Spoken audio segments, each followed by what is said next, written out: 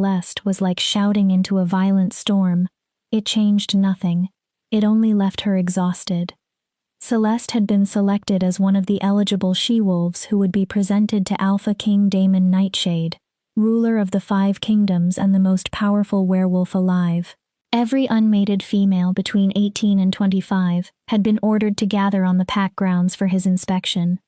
Every female, or almost every one. You are not truly planning to attend, are you? Arya's stepmother, Luna Margaret, appeared in the doorway. The familiar curl of disgust twisted her lips. The Alpha King is searching for a queen, Margaret continued. Not for whatever you are. Arya kept her gaze fixed on the floor. Alpha Marcus commanded every unmated female to appear. I have no choice. Alpha Marcus also has eyes.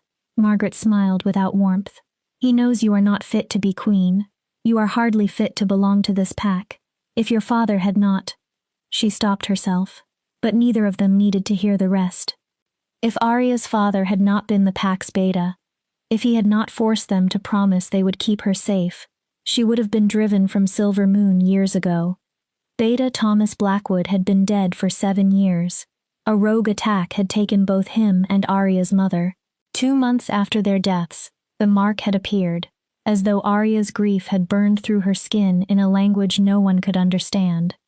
The mark is demonic, the pack witch had declared after examining it. Ancient, forbidden.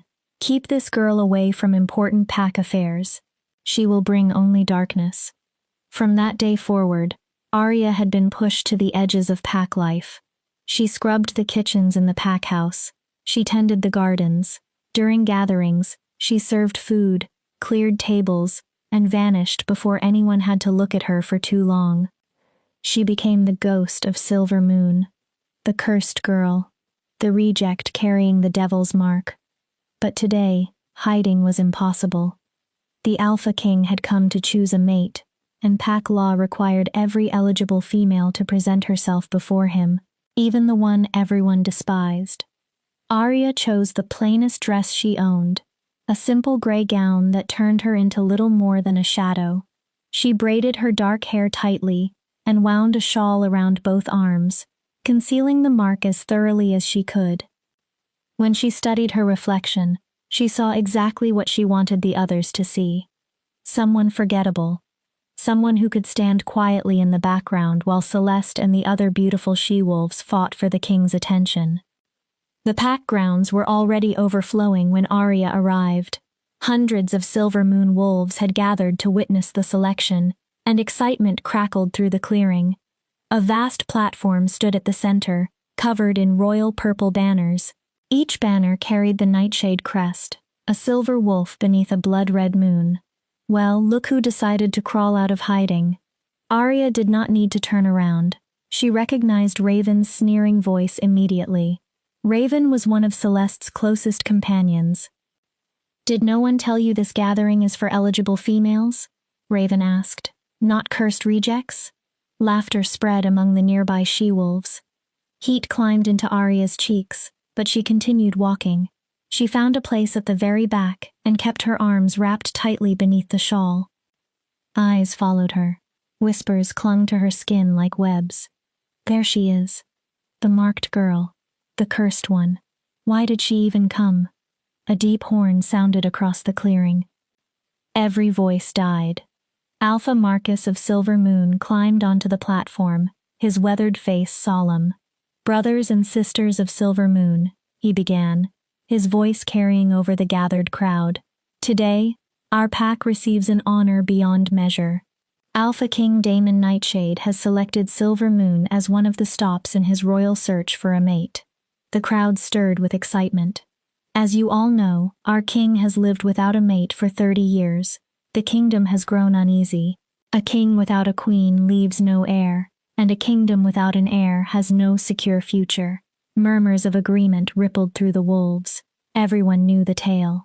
Daemon Nightshade had lost his fated mate before their bond could be completed. She had died during the same rogue uprising that destabilized the 5 kingdoms a generation earlier. After her death, Daemon had refused to choose another woman. With every passing year, the king had become colder, harder, and more distant. Some believed he had been waiting for a sign. Others whispered that he was simply waiting to die. The king seeks a mate who possesses strength, intelligence, and the ability to stand beside him while he restores what has been lost, Alpha Marcus continued. He will meet every eligible female personally. Once his choice is made, it will be final and binding. The horn sounded again. Then the Alpha King appeared. Daemon Nightshade was not the monster Arya had imagined from the stories. The rumors described a giant nearly 7 feet tall, covered in scars, with a gaze capable of killing a wolf where he stood. The man who stepped onto the platform was different. He was tall, perhaps 6'4", with broad shoulders and the hardened build of a warrior beneath black ceremonial armor. His midnight hair was pulled back from a face made of sharp planes and severe angles, as if it had been carved from stone. Yet it was his eyes that stole Arya's breath. Even from the rear of the crowd she could see their impossible silver color, moonlight given human form. He did not look cruel. He looked empty. Worse than boredom, worse than anger, he wore the expression of a man performing a duty he had stopped believing in long ago. "Let the presentations begin," Alpha Marcus announced. Celeste was called first. Of course she was. She floated onto the platform in a gown that likely cost more than everything Arya owned. Golden, radiant, and flawless, Celeste looked like a sun goddess descending among ordinary wolves. She curtsied deeply and exposed her throat in perfect submission. Even from the back, Arya could see the certainty in her stepsister's triumphant smile. The Alpha King studied Celeste for 3 seconds, then he looked away. Next. His voice was deep, cold, and utterly uninterested. Celeste's smile broke. She was guided from the platform with confusion and fury battling across her beautiful face. The procession continued. One stunning she-wolf after another stepped forward. Some displayed grace. Others spoke of intelligence, loyalty, or noble blood. A few lowered themselves in exaggerated submission, desperate to awaken the king's interest. Daemon dismissed every one of them with the same emotionless word. Next. Arya watched from the shadows, relief slowly loosening the tension in her chest. With each rejection, she seemed to become even more invisible. Perhaps they would forget she was there. Perhaps she could slip away before Arya Blackwood. Her blood turned to ice. Alpha Marcus was looking directly at her. Regret shadowed his face, but his command remained firm. Pack law was pack law. Every eligible female had to be presented. The crowd opened before Arya as she walked forward. The whispers began at once. "That is the cursed girl. The one with the mark. What is she doing here? How humiliating for Alpha Marcus. He is presenting damaged goods to the king." Arya's legs trembled as she climbed the steps. She kept her head bowed, clutched the shawl around her arms, and tried to shrink into herself. She needed only to endure a few seconds. If the king dismissed her without noticing the mark, she could return to the shadows where she belonged. "Look at me." Daemon's voice sliced through her thoughts. Arya slowly raised her eyes. She expected disgust. She expected irritation. At the very least, she expected the same lifeless boredom he had shown every woman before her. Instead, she found confusion. The king's silver gaze locked onto her face with such intensity that Arya's wolf, silent and subdued for years, surged awake inside her. "Your arms," he said quietly. "Uncover them." A gasp swept through the crowd. Arya's heart slammed against her ribs. "Your Majesty, That was not a request. He did not raise his voice, but absolute authority filled every word. "Remove the shawl." Her fingers shook as she loosened the fabric. Slowly, the covering fell away.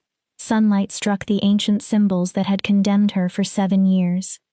Behind her, the crowd inhaled as one.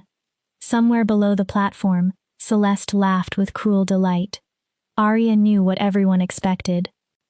The king would reject her publicly. He would expose the cursed mark, humiliate her before the pack, and punish her for daring to stand among women worthy of a crown.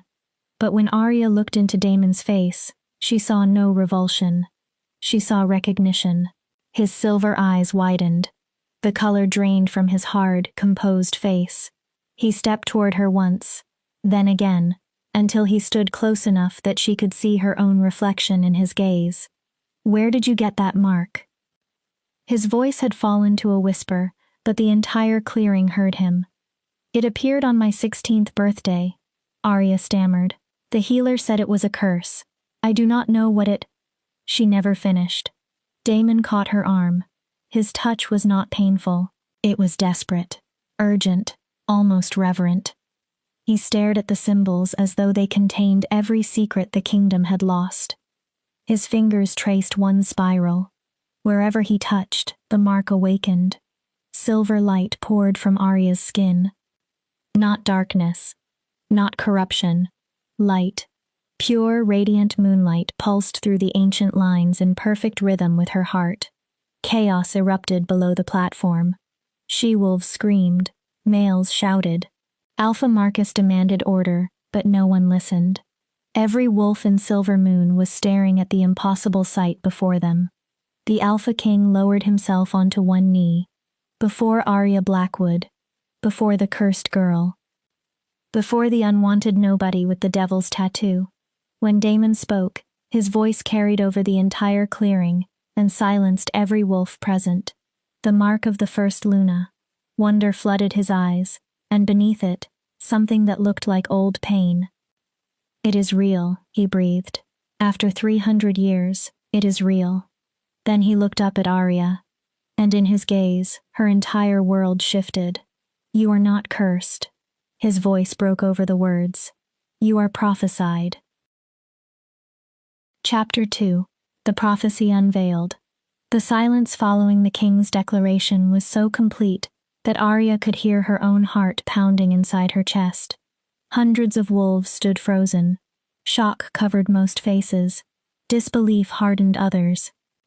And on Celeste's beautiful face, there was naked fury. "Prophesied?" Alpha Marcus finally managed. His voice sounded strained, almost strangled. "Your Majesty, I do not understand. That mark was examined by our finest healers and by the Pack Witch. Every one of them called it a curse. They were wrong." Daemon rose, but he did not release Arya's arm. His hold remained careful, almost sacred, as though she might vanish if he loosened his fingers. Or they simply lacked the knowledge to recognize what stood before them. He turned Arya's arm outward so the entire crowd could see the symbols glowing beneath her skin. "This is the mark of the first Luna. It is written in the old tongue, a language lost after the Moonfall War. No living wolf has witnessed it in 300 years. Arya's thoughts spun. The old tongue. The Moonfall War. Those belonged to legends told beside winter fires, stories used to frighten pups or teach them obedience. They could not belong to her. "There has to be a mistake," Luna Margaret said. She forced her way to the front, pale but determined to regain control. "That girl is no one important. She is merely the daughter of a beta. Her blood is common. Her family—" "Her blood," Daemon interrupted, never taking his eyes from Arya, "is anything but common." He studied her face. "Arya Blackwood, what were you told about your mother's family?" Arya's mouth went dry. "Almost nothing, Your Majesty.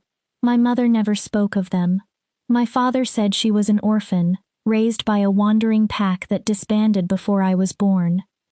A flicker crossed Daemon's expression, satisfaction tangled with grief. "An orphan without a traceable past," he said. "A woman who appeared from nowhere and carried a bloodline she never dared reveal." He finally faced the crowd. The first Luna was Selene Moonborn. During the Moonfall War, she was betrayed by her own sister. Before Selene died, she spoke a prophecy. Her descendants would survive in secrecy, hidden from those who wished to destroy them, until the 5 kingdoms were ready to become whole again. The mark on Arya's arm pulsed. "The proof of that descendant's return," Daemon continued, "would be sacred symbols placed by the moon goddess herself. They would appear upon the heir's skin when the appointed time arrived. Fairy tales, Celeste spat. Her composure had shattered. Rage twisted every flawless feature. You are going to choose her because of a children's tale. She is cursed. Everyone in Silver Moon knows it. Wherever she goes, misfortune follows. She brings darkness. She brings the return of the royal bloodline. Damon's voice cut through her like steel.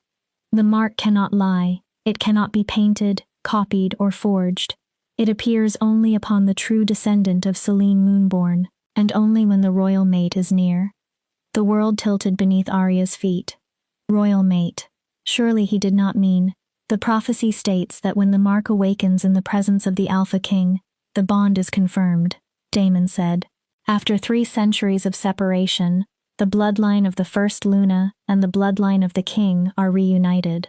He looked back at Arya. For one brief moment, vulnerability broke through the hard lines of his face. I never believed it, he admitted. I thought the prophecy was another myth, another promise created to keep desperate rulers hopeful. His gaze moved to her glowing arm. But you stand before me carrying proof that cannot be denied. No. The refusal escaped Arya before she could stop it.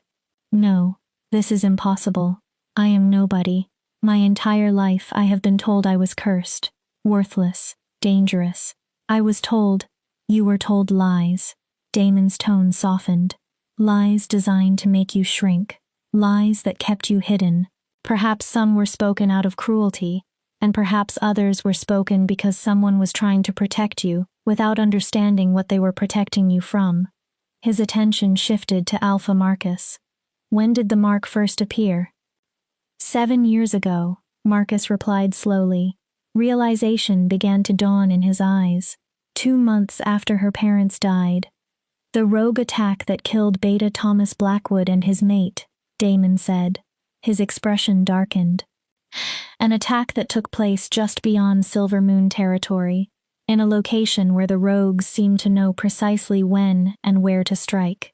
The crowd grew still again. Alpha Marcus, Damon continued, was that attack ever investigated as anything other than random? No one answered. This silence was heavier than the last. It carried suspicion. It carried guilt. And it carried the terrible possibility that Arya's parents had not died by chance. Her knees buckled. Damon caught her before she fell, pulling her against the hard protection of his chest. Then the bond struck. It snapped into place with enough force to steal every breath from Arya's lungs. Her entire body ignited. Every nerve recognized him. Every instinct knew him. Her wolf surged toward his with a certainty far older than thought. No, Arya whispered against his armor. Please, no. This cannot be real. I know. His voice vibrated through his chest. One hand moved gently over her hair. I know this is too much. You were taught to see yourself as something cursed, when the truth is that you were hidden until the appointed moment. But the mate bond does not lie, Arya. He lowered his voice. Can you feel it? She could. Moon Goddess help her. She could feel everything. His heartbeat began to match her own. His wolf called to hers. 7 years of loneliness, humiliation, and unanswered pain suddenly found an answer in the powerful man holding her. It was too much. Too sudden. Too real. This is absurd. Celeste's shriek ripped through the moment. She stormed onto the platform, all elegance forgotten. You cannot believe this nonsense. She is deceiving you. The mark must be painted, enchanted, or... Come closer, Damon said. He did not release Arya. Touch the mark. Celeste froze. See for yourself what happens. Pride pushed her forward. She extended one perfectly manicured hand toward Arya's arm. The instant her fingers neared the symbols, the mark erupted. Silver light flashed so fiercely that wolves across the clearing shielded their eyes. Celeste screamed. An invisible force hurled her backward. She struck the platform hard, clutching a blistered hand that smoked at the fingertips. The mark of the first Luna protects its bearer from malicious intent, Damon said with chilling calm. Arya could feel the violence coiled inside his body, though his voice remained controlled. Those who approach wishing harm cannot touch it. Consider that another confirmation, should anyone still require one. Raven and 2 other she-wolves rushed forward to lift Celeste. All 3 glared at Arya as though she had attacked first. Arya scarcely noticed. Her mind remained trapped inside the impossible truth that every belief she had carried about herself was collapsing. If the mark appeared 7 years ago, she asked, pulling back enough to meet Daemon's gaze, why did it not glow before today? Because 7 years ago, I was across the kingdom, crushing the final remnants of the Northern Rebellion, Daemon answered. His jaw tightened. And because I had no intention of seeking another mate. He glanced at the mark. The prophecy is precise. The symbols awaken only in the presence of the Alpha King, while he is truly searching for his queen. Until 6 months ago, I refused. What changed? The council threatened to dissolve the monarchy if I did not secure an heir. Bitterness hardened his words. I agreed to the royal mate search only to prevent the 5 kingdoms from falling into chaos. Arya looked down at the silver light moving beneath her skin. So I carried the truth of who I was for 7 years. And no one knew, because you were not looking. A faint trace of guilt crossed Daemon's face. You were waiting for me to stop being a stubborn fool, he said quietly. Waiting for me to accept that the past was gone and that the kingdom required me to move forward. Or perhaps, another voice interrupted, you were waiting because revealing yourself sooner would have drawn the attention of those who murdered your parents. Every head turned. Elder Miriam, Silver Moon's ancient pack witch, climbed slowly onto the platform. Deep wrinkles mapped her face, but her eyes remained sharp as blades. I told this pack the mark was a curse, she admitted. It felt ancient, powerful, and far beyond anything I understood. Yet I also urged Alpha Marcus to keep Arya close and watch over her. Arya stared at her. Not because I believed the girl posed a danger, Miriam continued, but because I feared what would happen if the wrong wolves realized what she truly was. You knew? Arya whispered. I suspected. Miriam's gaze settled on the glowing symbols. The lines were too exact to be random, too deliberate to be corruption. Then came the dreams. Her expression drifted toward some distant memory. I saw a silver wolf and a shadow wolf circling one another across a field of stars. I saw a crown split into 2 pieces, waiting to become whole, and I saw a mark burning with moonlight. She looked directly at Arya. But dreams deceive as easily as they reveal. I could not be certain. Had I spoken my suspicions aloud, someone might have come for you. The same wolves, Daemon finished grimly, who may have arranged her parents' deaths after discovering the bloodline they carried. The clearing exploded into noise. Accusations flew, fear spread.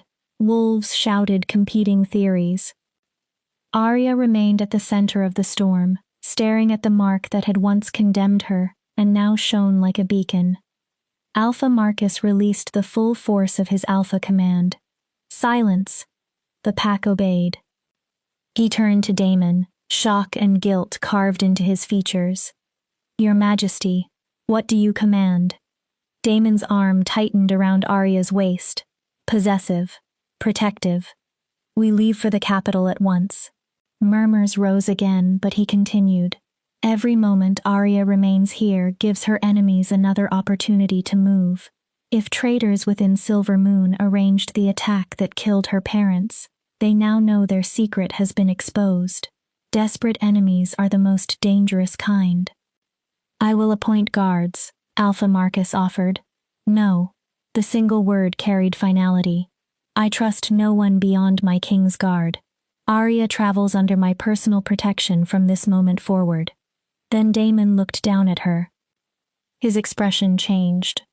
The command remained in his posture, but a question entered his eyes. That is, if you are willing to come with me. Arya blinked. I know how sudden this is, he said. You have had no time to understand any of it, but I swear upon my honor as Alpha King that I will protect you. I will answer every question I can, and I will help you discover the truth of your bloodline. His voice lowered. You have my word. Arya looked across the wolves who had known her all her life. She saw Celeste's hatred, Luna Margaret's stunned calculation, Raven's disgust. She saw Elder Miriam's sorrow and Alpha Marcus's guilt. Then she looked at Daemon Nightshade, the most powerful wolf in the 5 kingdoms, the king who had just named her his prophesied mate before hundreds of witnesses. She thought of her parents, of the secrets her mother had carried, of 7 years spent believing moonlight was darkness, of every insult, every turned back, every moment she had been forced to disappear. The mark continued glowing on her arm. Recognized at last. I will go with you, Arya said. Her voice was quiet, but steady.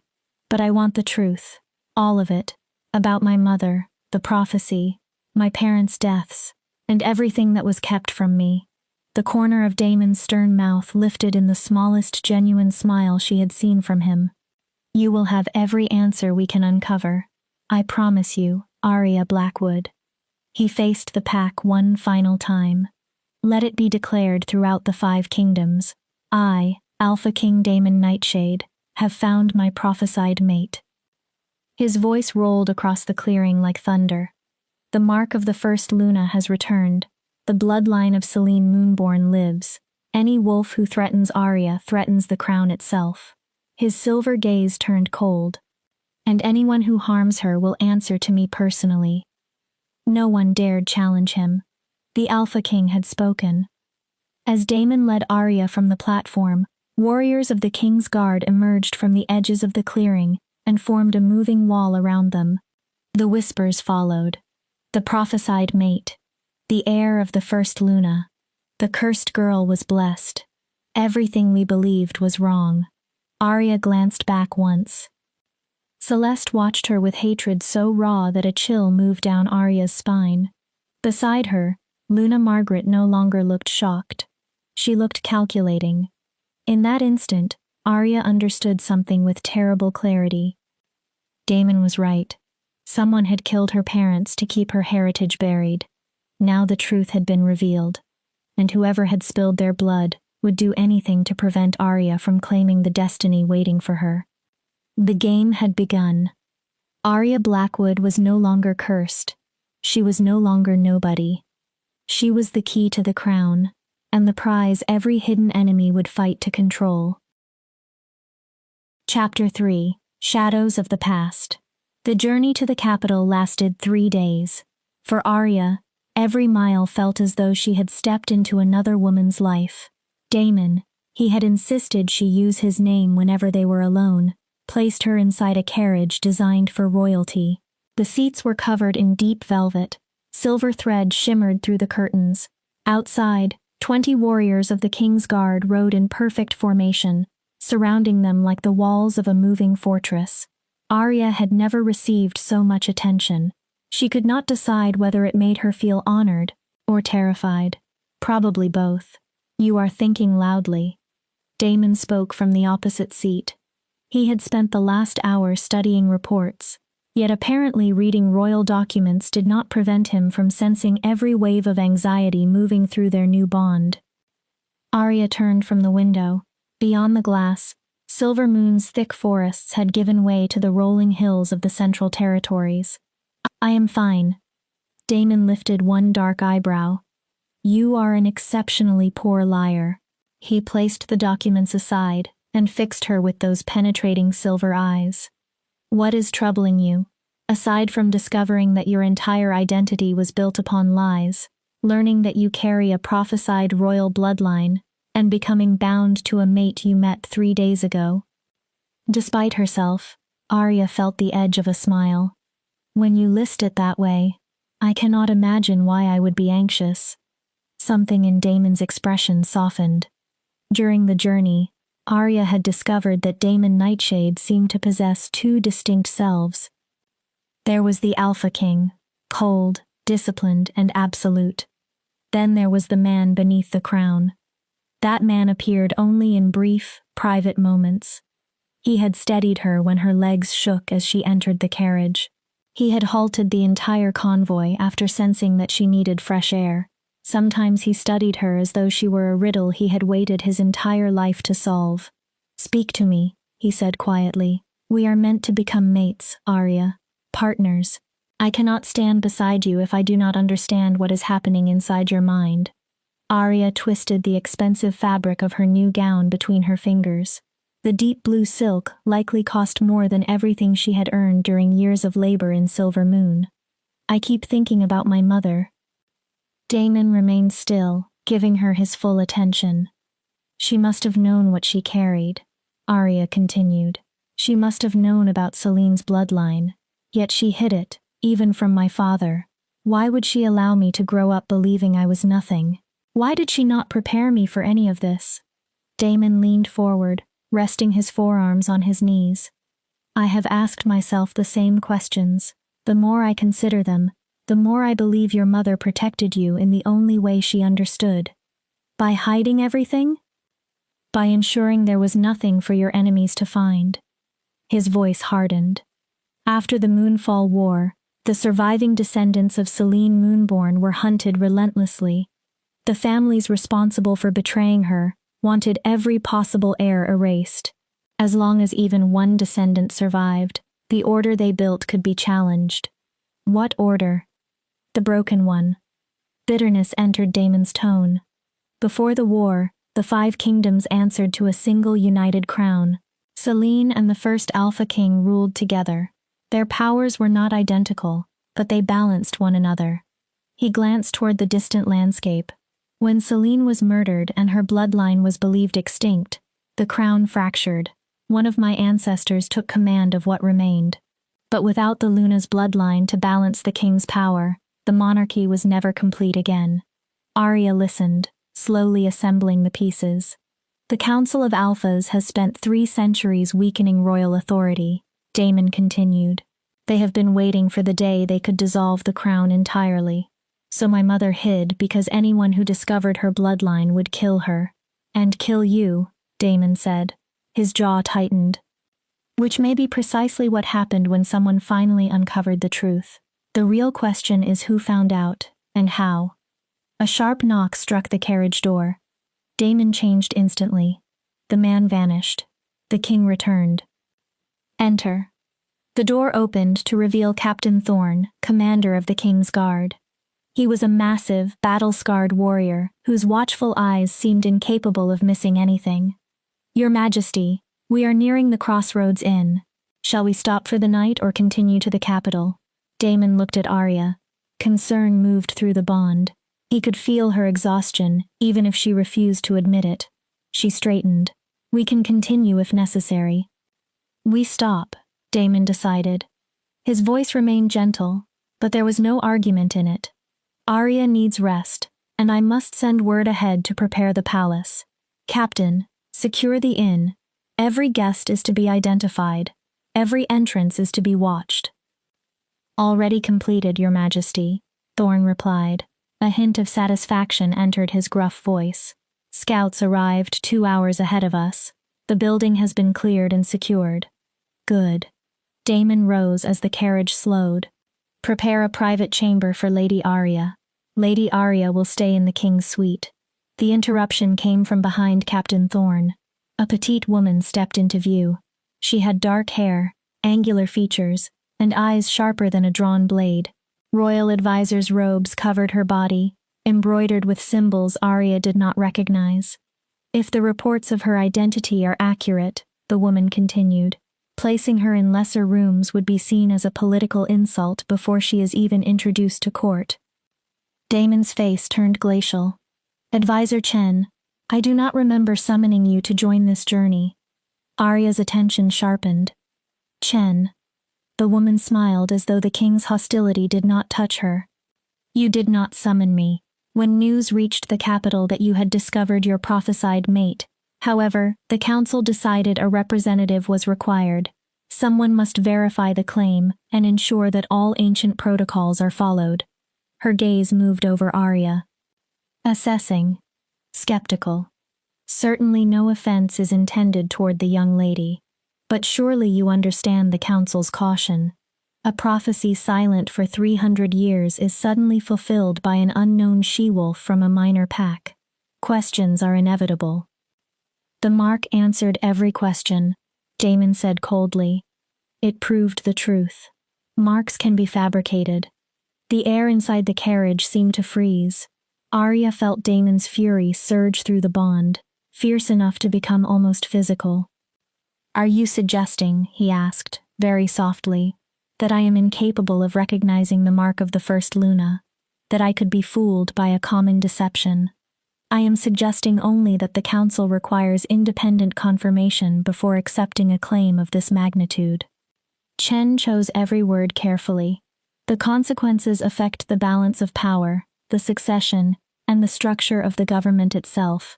The Council cannot rely solely upon your judgment, regardless of the authority you possess.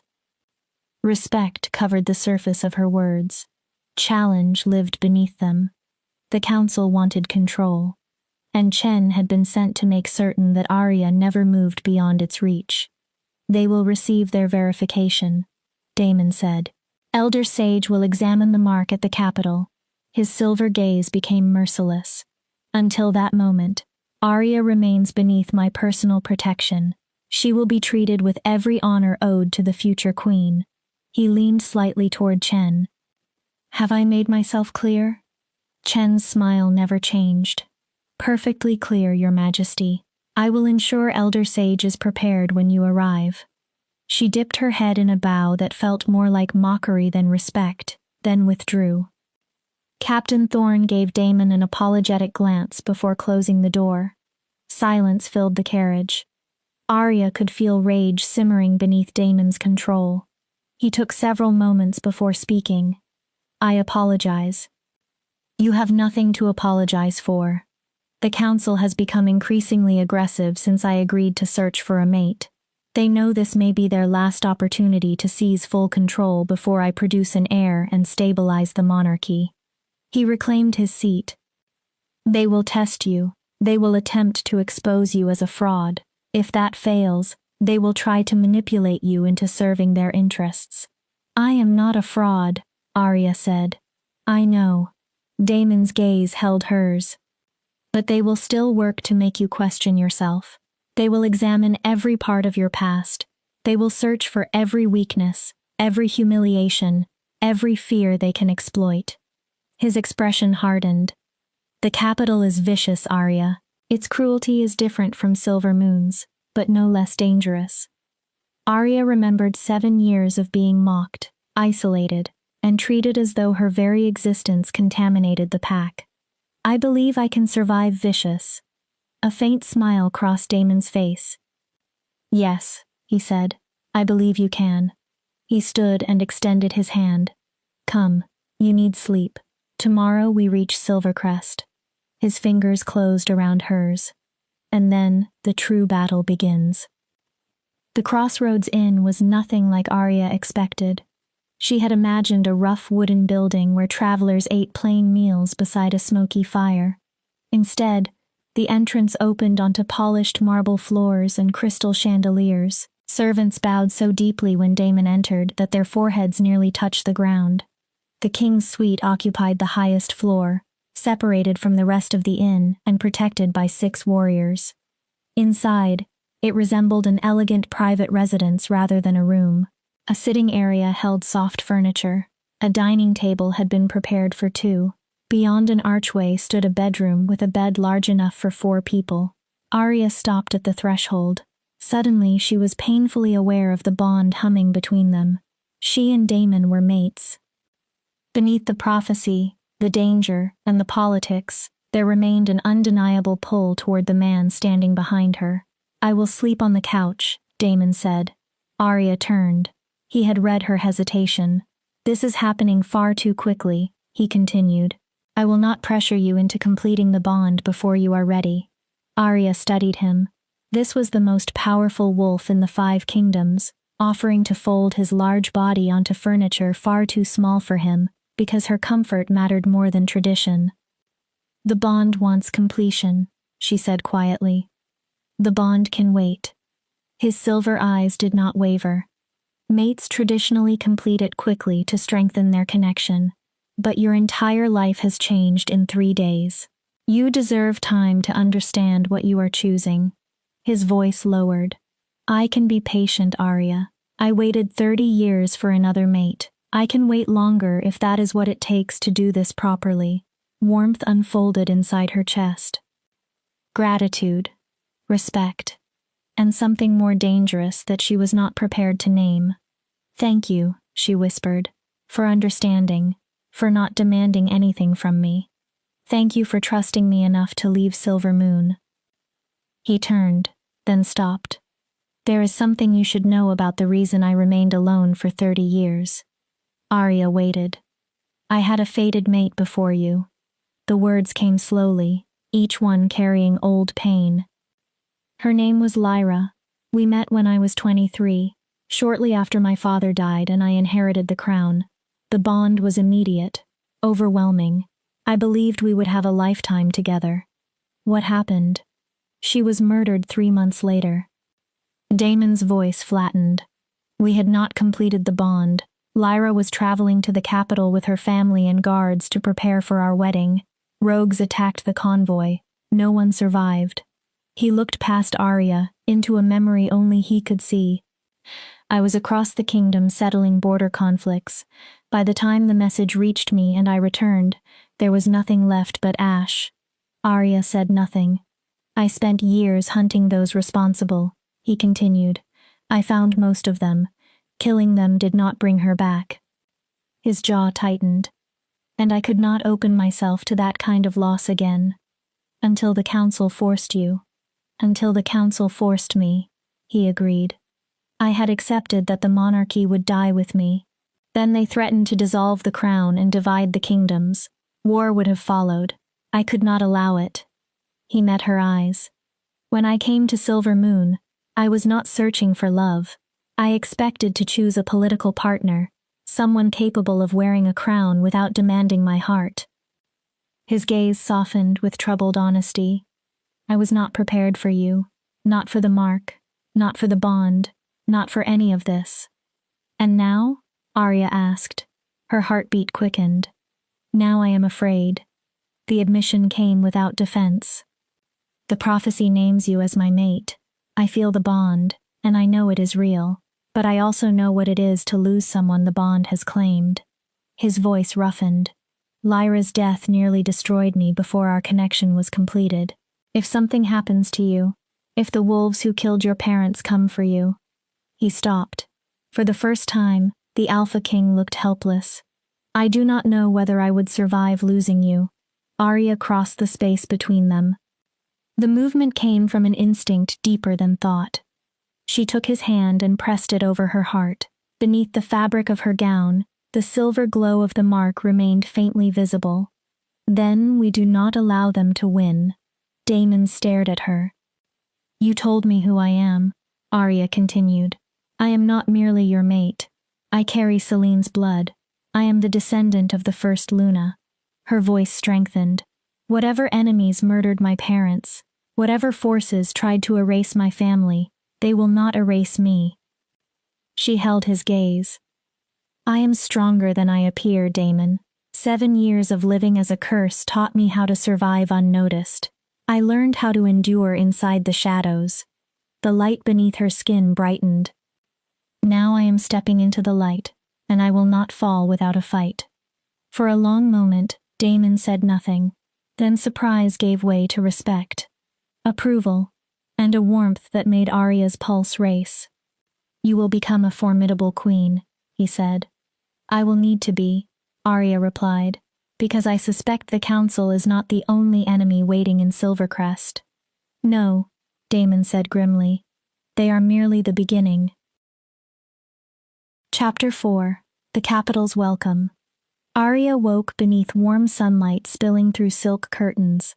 For one disorienting moment, she did not remember where she was. The bed was impossibly soft. The room was quiet. No one shouted for her to clean the kitchens. No footsteps approached with insults or demands. And through the bond, she felt Damon's steady presence in the adjoining room. a calm, powerful anchor in the center of the storm her life had become. Arya dressed quickly in another gown the king had provided. This one was deep emerald, making her dark hair shine like polished onyx. When she entered the sitting room, Daemon was already prepared for the day. Formal black armor covered his body, the nightshade crest gleaming across his chest. He looked every inch the warrior king. Arya's wolf stirred with unmistakable appreciation. "We reach the capital in 2 hours," Daemon said. "Before we arrive, you need to understand what awaits you." Arya accepted the tea he offered and sat opposite him. "I am listening."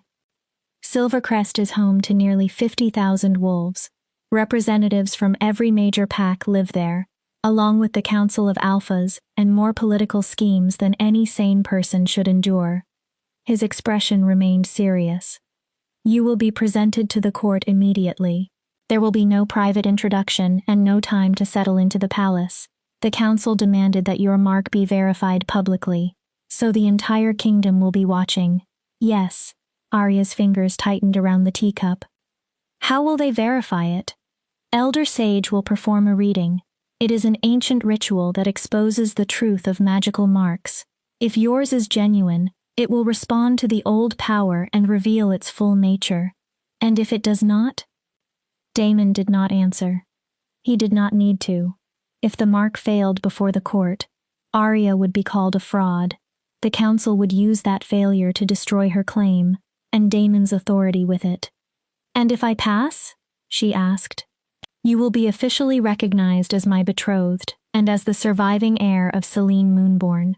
Your coronation as queen will take place within a month, after you complete the traditional trials." Arya stopped with the cup halfway to her lips. "Trials?" Daemon's face grew grim. "Ancient law requires every future Luna to prove herself through 3 tests: wisdom, strength, heart." He leaned back. "They were created to ensure that the woman ruling beside the king possesses the qualities required to carry the crown. In recent generations, they have become ceremonial, simple challenges any capable she-wolf could complete. But the council will not give me simple challenges. No, they will design them to make me fail. That is what I expect." Daemon reached across the table and took her hand. "I will stand with you through every trial. Whatever they place before you, we face it together." His thumb moved once across her knuckles. "You are not alone anymore, Arya." The sincerity in his voice tightened something inside her chest. 3 days earlier, she had been the unwanted girl whom no one wished to claim. Now the Alpha King was promising to stand between her and an entire court. "Together," she said softly. Silvercrest appeared on the horizon like a city carved from a dream. White stone buildings rose in graceful tiers along the side of a mountain. At the summit stood the royal palace, an immense creation of crystal and silver that caught the sun and scattered it into thousands of colors. Even from a distance, Arya could feel the ancient magic woven into its walls. "It is beautiful," she breathed. "It is a nest of vipers," Daemon replied. Then a faint note of affection entered his voice. "But yes, it is beautiful." He looked toward the palace. "My family has ruled from that mountain for 8 generations. Soon, it will belong to you as well." Crowds lined the streets when the royal convoy entered the city. Thousands had gathered to see the prophesied mate. Their expressions ranged from fascination to doubt, and, on some faces, open hostility. Even through the carriage walls, Arya heard their whispers. "That is her?" "She looks ordinary.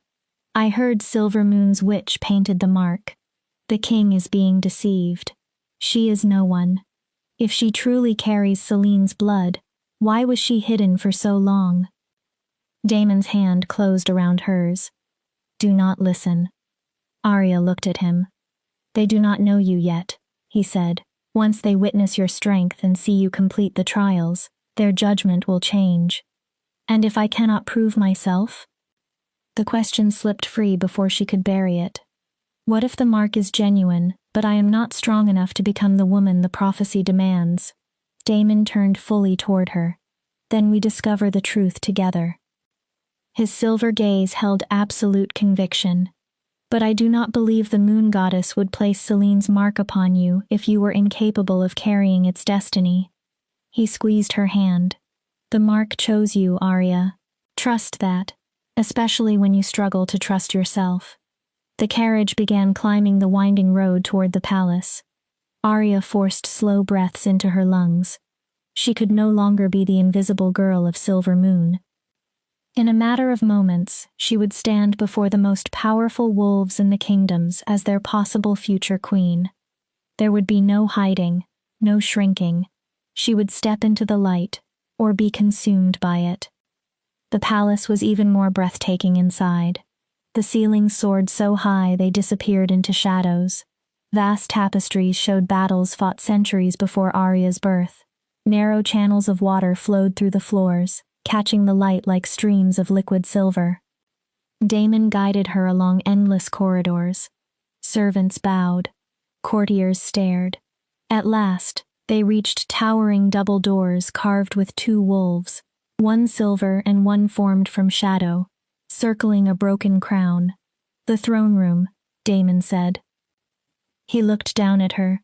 "Beyond those doors sit the Council of Alphas and most of the royal court. They have been waiting for us." Concern moved through the bond. "If you need a moment, take it. I can make them wait." Arya straightened. She summoned every ounce of strength she had built during 7 years as Silver Moon's outcast. "No." Her voice did not tremble. "I am ready." A fierce spark entered her eyes. "Let us show them what a cursed girl can do." Pride flashed across Daemon's face. He lifted one hand.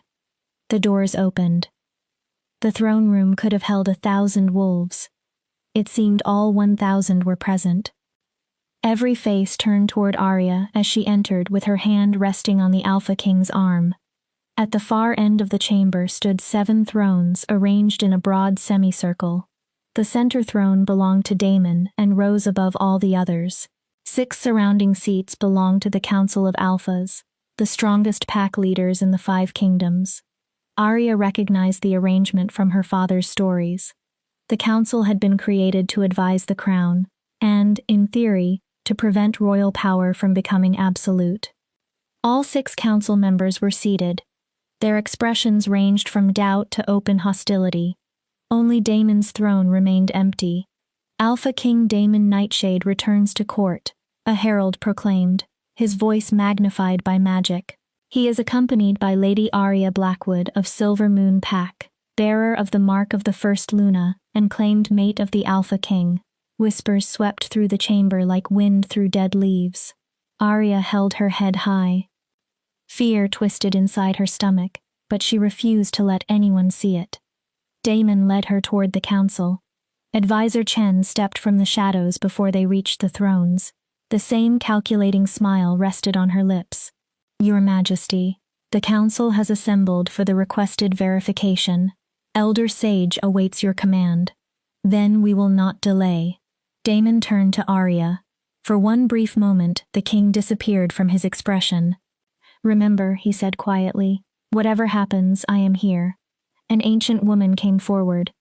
She appeared so old that her skin seemed nearly translucent.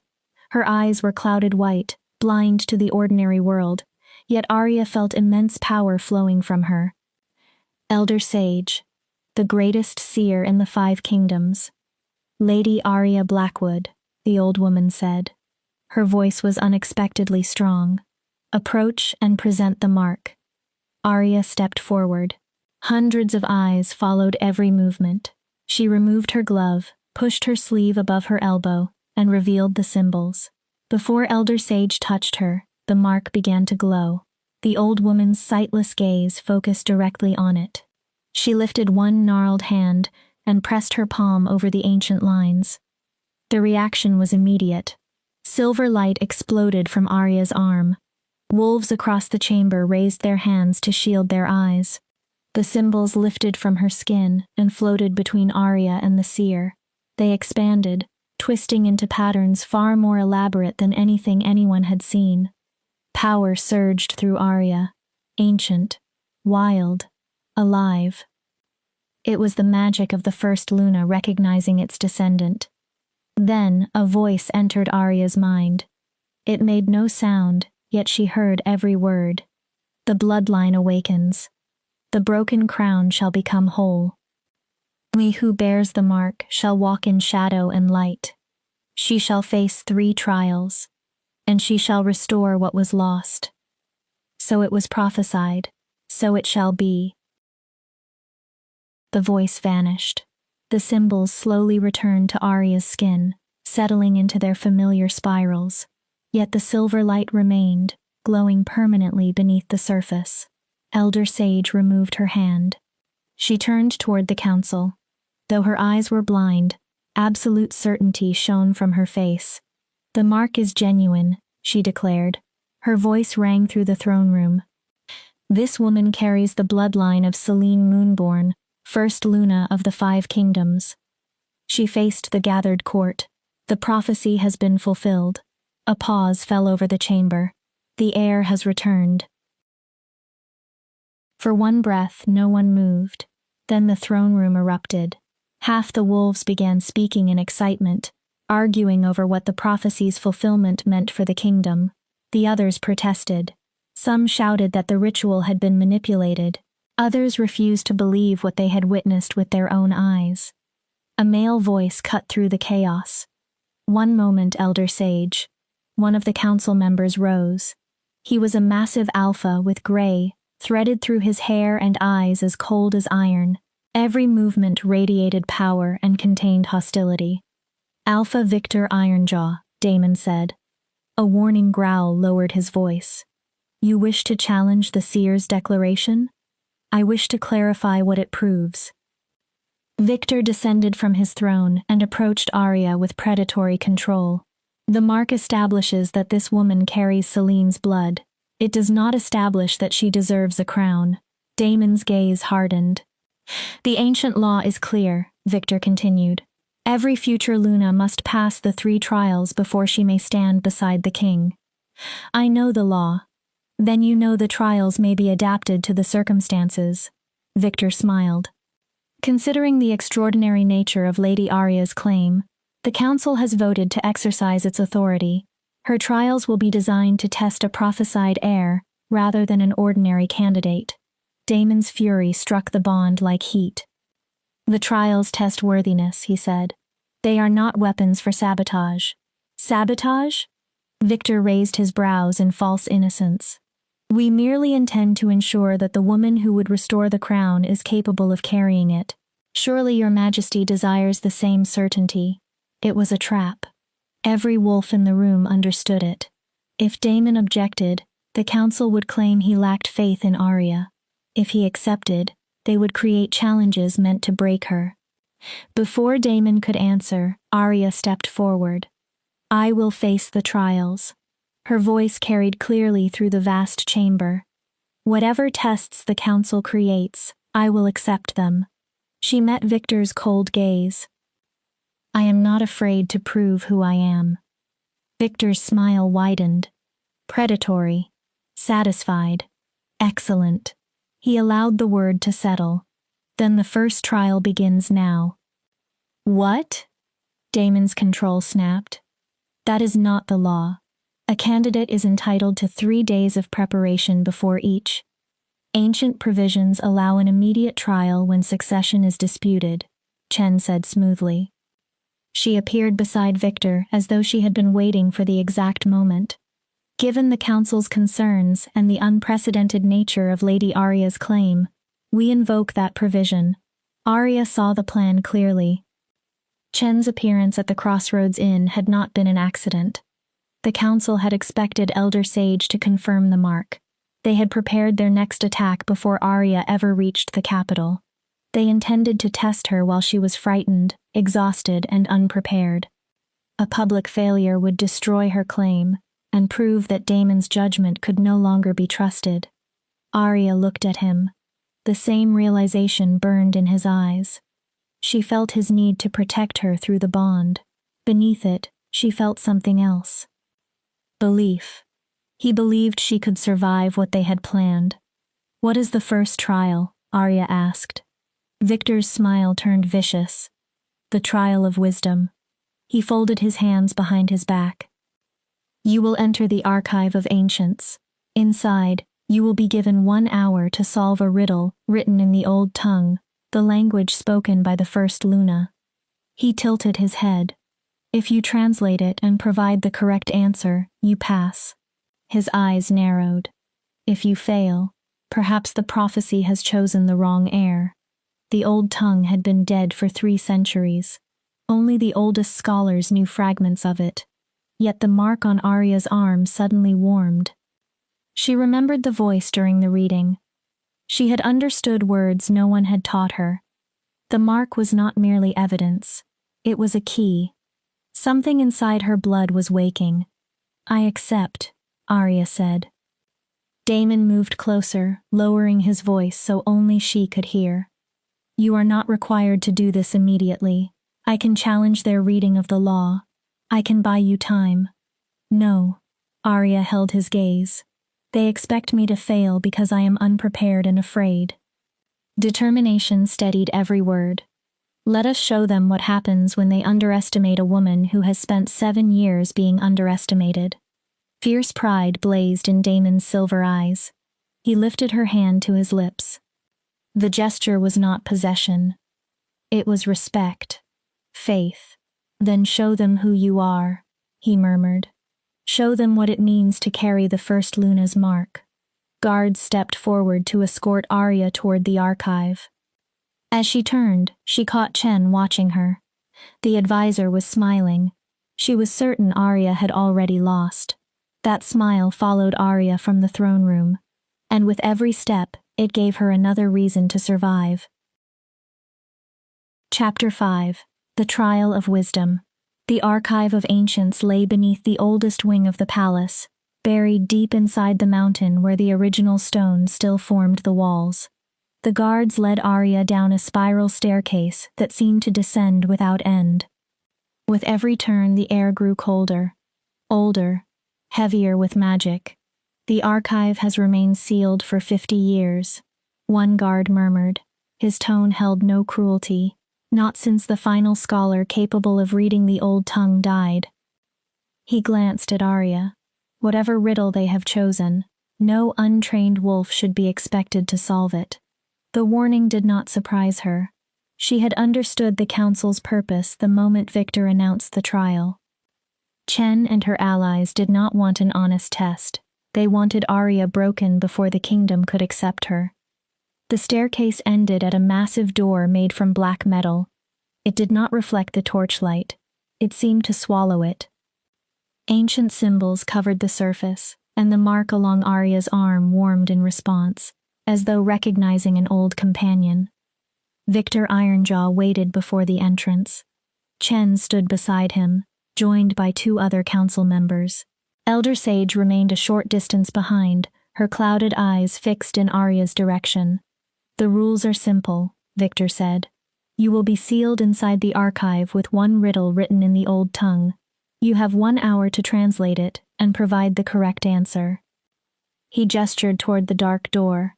There are no books available for reference, no scholar to guide you, no object capable of assisting you, only the riddle, and whatever knowledge your bloodline supposedly placed inside you. The contempt in supposedly was deliberate. What happens if I fail? Arya asked. Chen answered. You will be declared unworthy to become Luna. Possessing Celine's blood is not enough. The trials exist to separate ancestry from ability. Her smile remained smooth. You will return to Silver Moon. The king will resume his search for a suitable mate. The words struck harder than Arya expected. Failure would not merely cost her a crown. It would force Daemon to reject their bond. Everything the prophecy promised would be severed before it could begin. And if I succeed? Victor's mouth tightened. You proceed to the trial of strength in 3 days. Then he smiled again. Though I would not waste time worrying about that. No wolf has translated the old tongue without years of study. Whatever miracle you expect from your mark. Open the door. Elder Sage's voice cut through him. The ancient seer stepped forward and placed both palms against the black metal. The candidate is ready. Let the trial begin. The door moved with the groan of hinges unused for generations.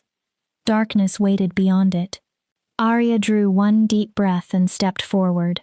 Before she crossed the threshold, a hand closed around her forearm. Elder Sage had moved to her side with startling speed.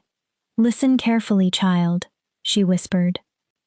"The archive is not merely a room filled with books. In its own manner, it is alive." Arya looked into the old woman's blind eyes. It remembers every truth spoken within its walls. It remembers every lie as well. The seer's voice lowered. "The riddle is not only a test of translation, it is a test of understanding. The old tongue carries more than words. It carries intention, meaning, and truth." Her fingers tightened once. "If you answer with your mind alone, you will fail." A pause. "If you answer with your heart and your bloodline, you may survive." Before Arya could ask what survive meant, Elder Sage released her. "1 hour begins now." Arya entered. The door slammed behind her. Absolute darkness swallowed everything. She stood motionless, feeling the mountain pressing above her and the council's expectations closing around her like a prison. Then light awakened. It did not come from flame. It came from the walls. Arya stared.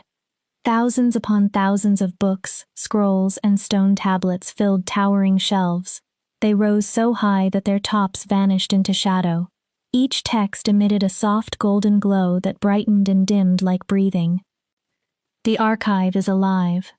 Elder Sage's warning returned. This was not a simple library.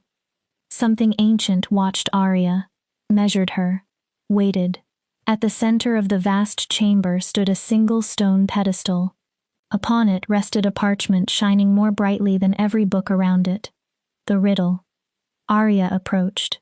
Her footsteps echoed into the endless dark. The parchment was covered in the same twisted symbols marked upon her skin, though their patterns were unfamiliar. As she leaned closer, the characters appeared to move. They shifted, turned, rearranged themselves into shapes that made her eyes ache. Heat gathered beneath the mark. Suddenly, Arya understood Elder Sage's warning. She was not meant to decipher the symbols like an ordinary scholar. She was meant to feel them, to allow the knowledge sleeping in her blood to rise. Arya placed her marked hand upon the parchment. The world shattered into light. She stood inside a forest beneath a night sky. The moon was wrong, too large, too red. It bled across the darkness like an open wound. 2 wolves circled one another in a moonlit clearing. The first was silver, bright as starlight, beautiful and fierce. The second was formed from shadow made solid, dark, powerful and commanding. They appeared to be opposites, light and darkness, order and chaos. Yet they moved in perfect rhythm, each step mirroring the other. 2 halves of one design. What am I? The question came from the silver wolf, yet the voice resonated through Arya's bones. The vision shifted. The silver wolf stood alone. Other wolves bowed before her. A crown of moonlight rested on her head, but half of it was missing. A jagged edge marked the place where something essential had been torn away. "I am light," she said, "but light without shadow has no depth." The clearing faded around her. "I am the crown, but no crown stands with only half its circle." Her silver eyes found Arya. "What am I without my other half?" The vision changed again. Now the shadow wolf stood alone inside an endless darkness. He was powerful, terribly powerful, but around him wolves fought. Blood soaked the earth, kingdoms fractured. A broken crown rested upon his head, missing the half carried by the silver wolf. "I am shadow," he said, "but shadow without light has no form." Battles raged behind him. "I am strength, but strength without wisdom becomes tyranny." His gaze met Arya's. "What am I without balance?" The wolves appeared together once more. They circled. With every turn they drew closer. The red moon pulsed above them like a heart. "What are we together?" they asked in one voice. "What are we when the broken crown is restored? Light and shadow, strength and wisdom, king and Luna. What do we become when we stand as one?" The wolves merged, and Arya saw the answer. She tore her hand from the parchment and staggered backward, gasping.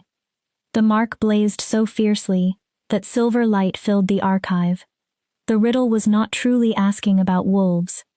It was not asking about crowns or kingdoms. It asked about the nature of power, partnership, balance. What happened when two incomplete halves chose to become whole? Arya looked down.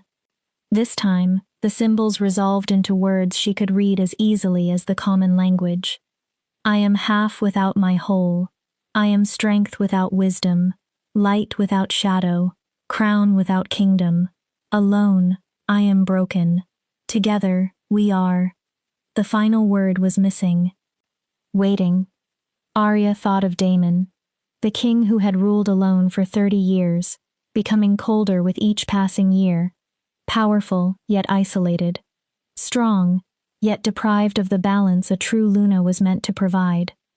She thought of herself, the heir of the first Luna, hidden in the shadows and taught to despise the very mark that proved her destiny. Both of them had been waiting without knowing what they lacked. The prophecy returned to her. The broken crown shall be made whole. Not repaired, not mended, made whole. Because the crown had never been designed for one ruler. From the beginning, it had required king and Luna. Shadow and light. Strength and wisdom. Arya lifted the quill resting beside the parchment. Her hand did not tremble. In the flowing symbols of the old tongue, she wrote a single word: complete. The parchment exploded with silver light. Her answer rose from the page and expanded across the air until it filled the chamber. Every book awakened, every scroll glowed, every stone tablet answered. Then Arya heard singing. Thousands of ancient voices joined in recognition. Truth. The archive spoke through all of them at once. The air speaks truth. The bloodline remembers. The crown shall become whole. Light poured from every surface. Power rushed into Arya. Not merely the power of the mark. Knowledge. Generations of memory unlocked inside her mind. She saw the history of the 5 kingdoms in flashes. Selene Moonborn ruling beside the first Alpha King in perfect balance. The sister who betrayed her. The murder that shattered the crown. 300 years of decline as the kingdom limped forward beneath only half its intended leadership. Then Arya heard Selene's dying prophecy. My line will return when the kingdom needs it most. The ancient Luna's voice shook with pain but did not weaken. When the crown is broken beyond repair, my heir shall rise and make it whole. Another vision appeared. This one turned Arya's blood cold. She saw the face of the woman who had betrayed Selene, her own sister, jealous, ambitious, smiling as she raised the blade. That face looked exactly like Advisor Chen.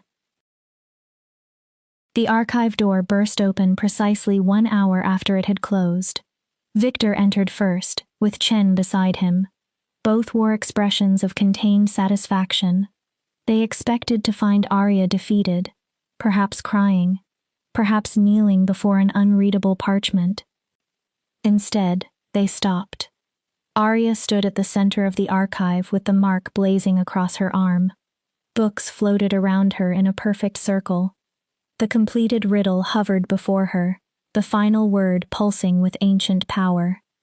Victor's satisfaction vanished. Chen's face turned white. Impossible, Victor breathed. You could not have done this. Elder Sage appeared behind them. The candidate answered correctly. For the first time since Arya met her, the old seer was smiling. The archive accepted her answer. It has recognized both her bloodline and her right to receive its knowledge. She raised her voice. The trial of wisdom is past. But she has no training, Chen protested. Desperation cracked her polished composure. She could not translate the old tongue. She must have found a reference, some hidden guide. She cheated. The archive contains no translation references, Elder Sage replied calmly. It was created to make deception impossible. Her sightless gaze fixed upon Chen.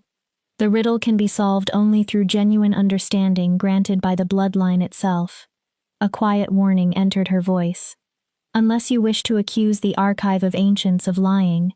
Chen opened her mouth, then closed it. Any further protest would reveal too much.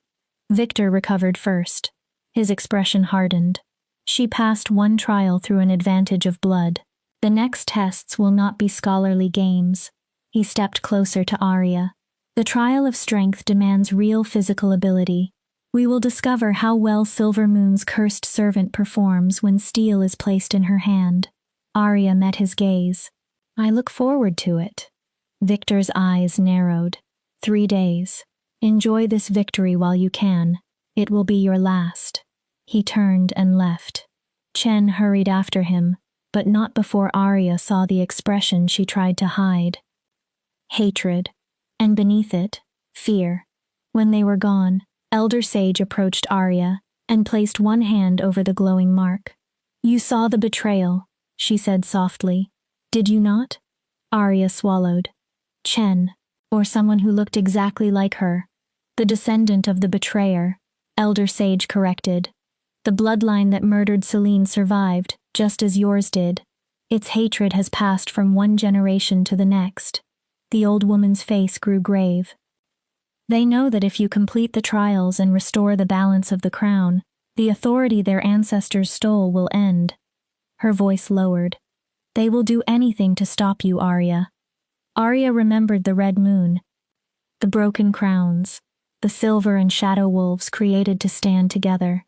She thought of Daemon waiting above, of the prophecy drawing them toward one another, of enemies determined to tear them apart. Let them try. Elder Sage tilted her head. I spent 7 years being called cursed, useless, and unwanted, Arya said, but I am no longer the frightened girl they buried in Silver Moon's shadows. The mark brightened. I am the heir of Celine Moonborn.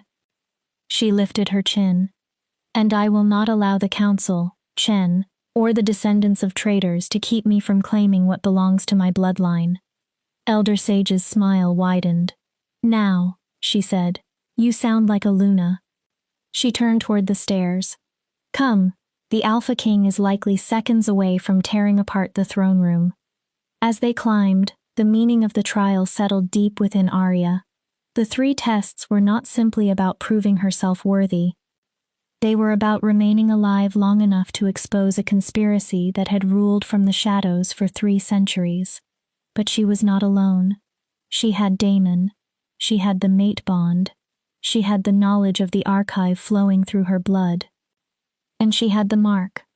Not a curse. A crown waiting to be claimed. The council wanted war. Then they were about to learn what happened when they tried to bury a prophecy 300 years in the making. Chapter 6.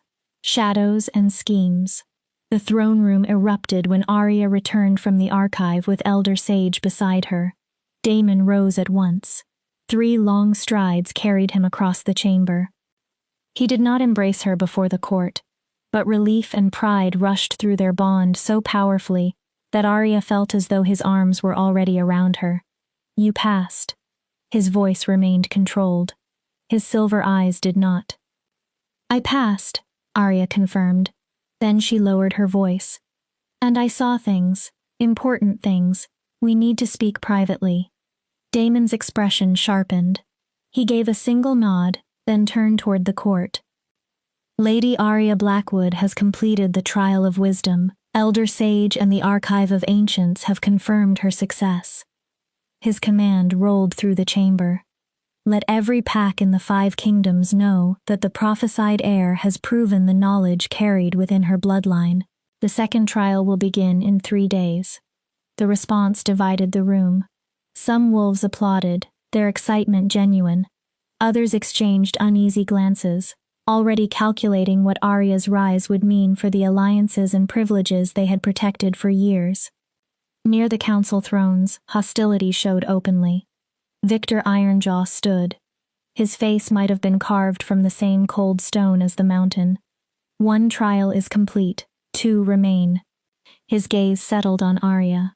Court is adjourned until the trial of strength. The corner of his mouth moved. Prepare carefully, girl. The next challenge will not be won through riddles and inherited tricks. As the court dispersed, Daemon placed one hand against the small of Arya's back. The gesture offered support. It also warned every watching wolf that she belonged beneath the king's protection. Come, he said. You need rest, and we need answers. Captain Thorne and 4 warriors followed as Daemon guided her through a side entrance and away from the crowded corridors. They passed along narrow halls Arya suspected most courtiers did not know existed. At last, they reached ornate doors guarded by 2 more members of the king's guard. My private chambers, Daemon explained as the doors opened. The most secure rooms in the palace. No one enters without my direct permission. The chambers were elegant, but not needlessly extravagant. Floor-to-ceiling windows overlooked Silvercrest. A large sitting room occupied the center. Books filled an entire wall, their worn bindings proving they were read rather than displayed. Beyond an archway stood a bedroom, and, once again, a bed large enough to make Arya painfully aware of the bond between them. Daemon dismissed the guards. The moment the doors closed, his restraint broke. He pulled Arya into his arms. Relief made the embrace almost desperate. I felt your fear, he murmured into her hair. Every moment you were beneath the palace, I felt you struggling. His arms tightened. It took everything in me not to tear down those doors and bring you out myself. Arya allowed herself to rest against him. The trial had taken more than she had admitted. It was not only the riddle. It was the visions, the ancient knowledge forcing its way into her mind, and the terrible understanding of how deeply the conspiracy against her bloodline had rooted itself. I am safe, she said softly. She drew back, and I am more than safe. The archive gave me knowledge, memories, understanding. Daemon watched her. But it also showed me the woman who betrayed Selene. His entire body became still. Who? Someone with Advisor Chen's face. Arya studied his reaction. I saw Selene's sister. She was consumed by jealousy. She allied herself with rival packs and murdered the first Luna to break the crown. Her mark glowed faintly. That sister's bloodline survived, just as Selene's did. For 3 centuries, her descendants have worked to ensure that the true heir never returns. Daemon's expression froze into something dangerous. Chen. His voice held no warmth. I should have recognized the pattern. He moved away and began pacing. She arrived in Silvercrest 15 years ago with flawless credentials and an extraordinary instinct for political maneuvering. She rose faster than anyone I had seen. His hands closed into fists. She was always near power, always advising the correct wolf, always placing the right idea into the right ear. He turned sharply. For 5 years, she has served as the council's principal advisor. If she carries the betrayer's blood, then she has spent those years weakening the crown from within, while I failed to see it. She is not alone, Arya said. Victor moves with her too perfectly.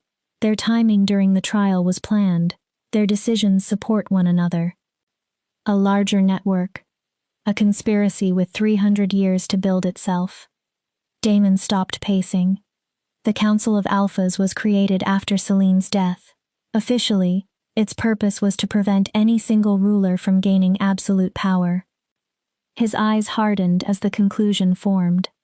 But if the families who founded it were the same families who arranged Selene's murder, then the council was never meant to protect the kingdom from the crown. Arya finished. It was created to dismantle the crown. Daemon looked toward the city. For centuries, they have weakened royal authority and waited for the monarchy to collapse. Once it did, they could divide the 5 kingdoms among themselves. And I am the obstacle they believed was dead. Arya looked at her marked arm. If I complete the trials and take my place as Luna, the balance between King and Luna returns. The crown becomes whole. She met Daemon's gaze. And the power the council has accumulated begins to disappear. Which means they will stop at nothing to make you fail. Daemon moved to the window. The trial of strength is traditionally a controlled series of sparring matches. It tests whether the future Luna can defend herself, command warriors, and remain calm in combat.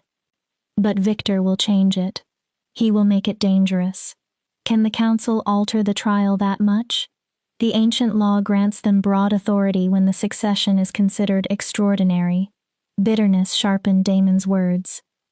That freedom was never abused before. Previous candidates were political allies or ceremonial choices. No council member wished to injure them.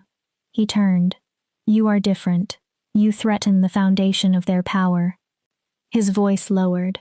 They will use every loophole. If they can arrange your death during the trial and call it an accident. He did not finish. Arya's stomach tightened. Then what do we do? I cannot refuse. Refusal would destroy my claim, but I cannot enter an obvious trap without preparation. You will not. Daemon crossed the room and took both her hands. 3 days is not enough to turn you into a seasoned warrior. It is enough to teach you how to survive. His gaze burned with purpose. I will train you. Captain Thorne will train you. The finest warriors of the King's Guard will help. Combat? Yes. But more than combat. He tightened his hold. You must learn how to recognize sabotage, how to use a stronger opponent's force against them, how to win when every rule has been written for your defeat. Do you truly believe they will try to kill me during the trial? I believe they will bring you as close to death as they can, without making the murder obvious. The answer was brutal. Daemon did not soften it. But they have made one serious mistake. What mistake? They believe your years in Silver Moon made you weak. His eyes searched hers. They think the mark is the only extraordinary thing about you. Without it, they see a frightened servant from a minor pack. And you do not? You survived 7 years of humiliation, isolation, and contempt. His voice deepened. You endured without becoming cruel. You learned to adapt. You learned to read danger. You learned to remain standing while the wolves around you tried to make you disappear. One hand rose to her cheek. The council sees a weakness waiting to be exploited. His thumb brushed her skin. I see a woman who already passed through fire. Warmth moved through Arya. For years, she had measured herself by Silver Moon's judgment. Cursed. Worthless. Broken. Daemon looked at the same scars and saw endurance. He saw strength where others saw shame. I am still afraid, she admitted. Good. Arya blinked. Fear keeps you alert. It reminds you that the danger is real. His palm remained against her face. Fear becomes dangerous only when it prevents you from moving. He held her gaze. Can you move through it? Arya remembered the platform at Silver Moon, where the entire pack had expected her humiliation. She remembered entering the archive while the council waited for her defeat. She remembered Celene's murder, and the descendants who had carried the first Luna's blood through centuries of darkness. Yes. The answer came firmly. I can fight through it. Daemon smiled. Fierce. Proud. Then we begin tonight. A knock interrupted them. The king returned instantly to Daemon's posture. Enter. Captain Thorne stepped inside, his scarred face grave. Your Majesty, we have a security breach. Daemon went utterly still. Explain. 3 King's Guard assigned to Lady Arya's chambers were found unconscious in a storage room. Someone placed a fast-acting drug in their wine during dinner. Silence tightened the room. Someone entered the guard rotation, Daemon said. It appears so. The warriors will recover, but whoever acted knew our schedules and reached them without attracting attention. Chen, Arya said. Both men looked at her. She has lived in this palace for 15 years. She knows its routines. She knows where the weaknesses are. Arya's hands chilled. This is not merely an attack, it is a message. She looked at Damon. She wants me to believe she can reach me whenever she chooses. Then we answer by changing the rules. Damon faced Thorn. Double Arya's guard. No one approaches her unless you or I personally approve them. Yes, Your Majesty. She remains in my chambers. Every meal and drink is tested before it reaches her. His voice became colder. Choose one person you trust absolutely to oversee the kitchen and the testing. I will. And the drugged guards? Keep them under observation. Do not reveal that we have discovered the breach. Thorn's eyes sharpened. You want Chen to believe the attempt passed unnoticed. If she thinks we are blind, she may become careless. Damon folded his arms. Watch her. Record every wolf she meets, every corridor she enters, every message she sends. An operation this coordinated requires allies. A grim smile crossed Thorn's face. If she reaches for one conspirator, we may uncover the rest. Exactly. I will handle it personally. Thorn departed. Damon turned to Arya. I should have anticipated this. You cannot anticipate everything. Her words were calm. Her hands were not. Someone had already tried to remove the guards protecting her. Had the drug been used during their active patrol? Had the attacker reached her chamber? Arya pushed the thought away. What might have happened would not help her survive what came next. I need you to understand me, Damon said. His voice dropped into the intimate rumble that seemed to travel through her bones. Your life is now my first priority. Arya looked up. Above politics, above the council, above maintaining peace. His silver eyes did not waver. If I must choose between your survival and avoiding conflict with them, I choose you. A dangerous pause followed. And if that choice brings civil war, then we will face civil war. The certainty should have frightened her. He was willing to destabilize an entire kingdom to protect her. Instead, fierce gratitude rose inside Arya. For the first time in her life, someone was willing to fight for her without hesitation. Then we make certain it never reaches that point. Damon studied her. We defeat them with their own laws. I complete the trials. We expose the conspiracy. We restore the crown before they can tear the kingdom apart. Ambitious. Approval warmed the word. I like it. He glanced toward the door. But ambition will not stop a blade. We begin training now. Arya squared her shoulders. The archive's knowledge still moved through her mind. Among its fragments were pieces of combat wisdom once known by Selene herself. Her bloodline had given her a beginning. A beginning was not enough. Then teach me, she said. Teach me to become the warrior Luna this kingdom requires. Damon's fierce smile was answer enough. They trained through the night inside a hidden courtyard deep within the palace grounds. King's Guard warriors secured every entrance. Damon showed no mercy. He attacked with the speed and control of a warrior who had survived decades of battle. He taught through movement rather than speeches. Arya lost count of how many times she struck the ground. Her muscles burned. Her ribs ached. A split lip filled her mouth with the taste of blood. Each time she fell, she rose. Every defeat taught her something. Balance, distance, leverage. How to watch an opponent's shoulders rather than the weapon. How to turn size into weakness. Slowly, painfully, she improved. You think too much, Damon said after breaking through her defense for the 10th time. Arya bent forward, breathing hard. My mind is the one advantage I possess. Not in the instant of a strike. He moved closer. Your thoughts are fast, but combat is faster. Your body must act before analysis begins. My instincts are telling me to run. No. Damon stepped behind her. His presence was solid and warm against her back. Both hands settled on her shoulders, and the mate bond pulsed. Your instincts carried you through 7 years inside a hostile pack. He adjusted her stance. They guided you through the archive when the council designed the test for your failure. His voice brushed her ear. Your instincts are not weak. You have simply spent years being taught not to trust them. He guided her through the movement. Use your smaller frame. Shift your weight here. Let the stronger opponent create the force you need. The closeness sent electricity through her body, but it also grounded her. She was not alone in this fight. Again, Damon murmured. He stepped away. Stop thinking. Arya closed her eyes for one breath. She felt rather than calculated. Damon moved. Arya turned before thought could interfere. She dropped beneath his strike. His arm cut through empty air.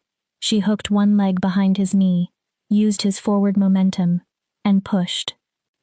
For the first time that night, the Alpha King hit the ground. Shock crossed his face. Then pride ignited in his silver eyes.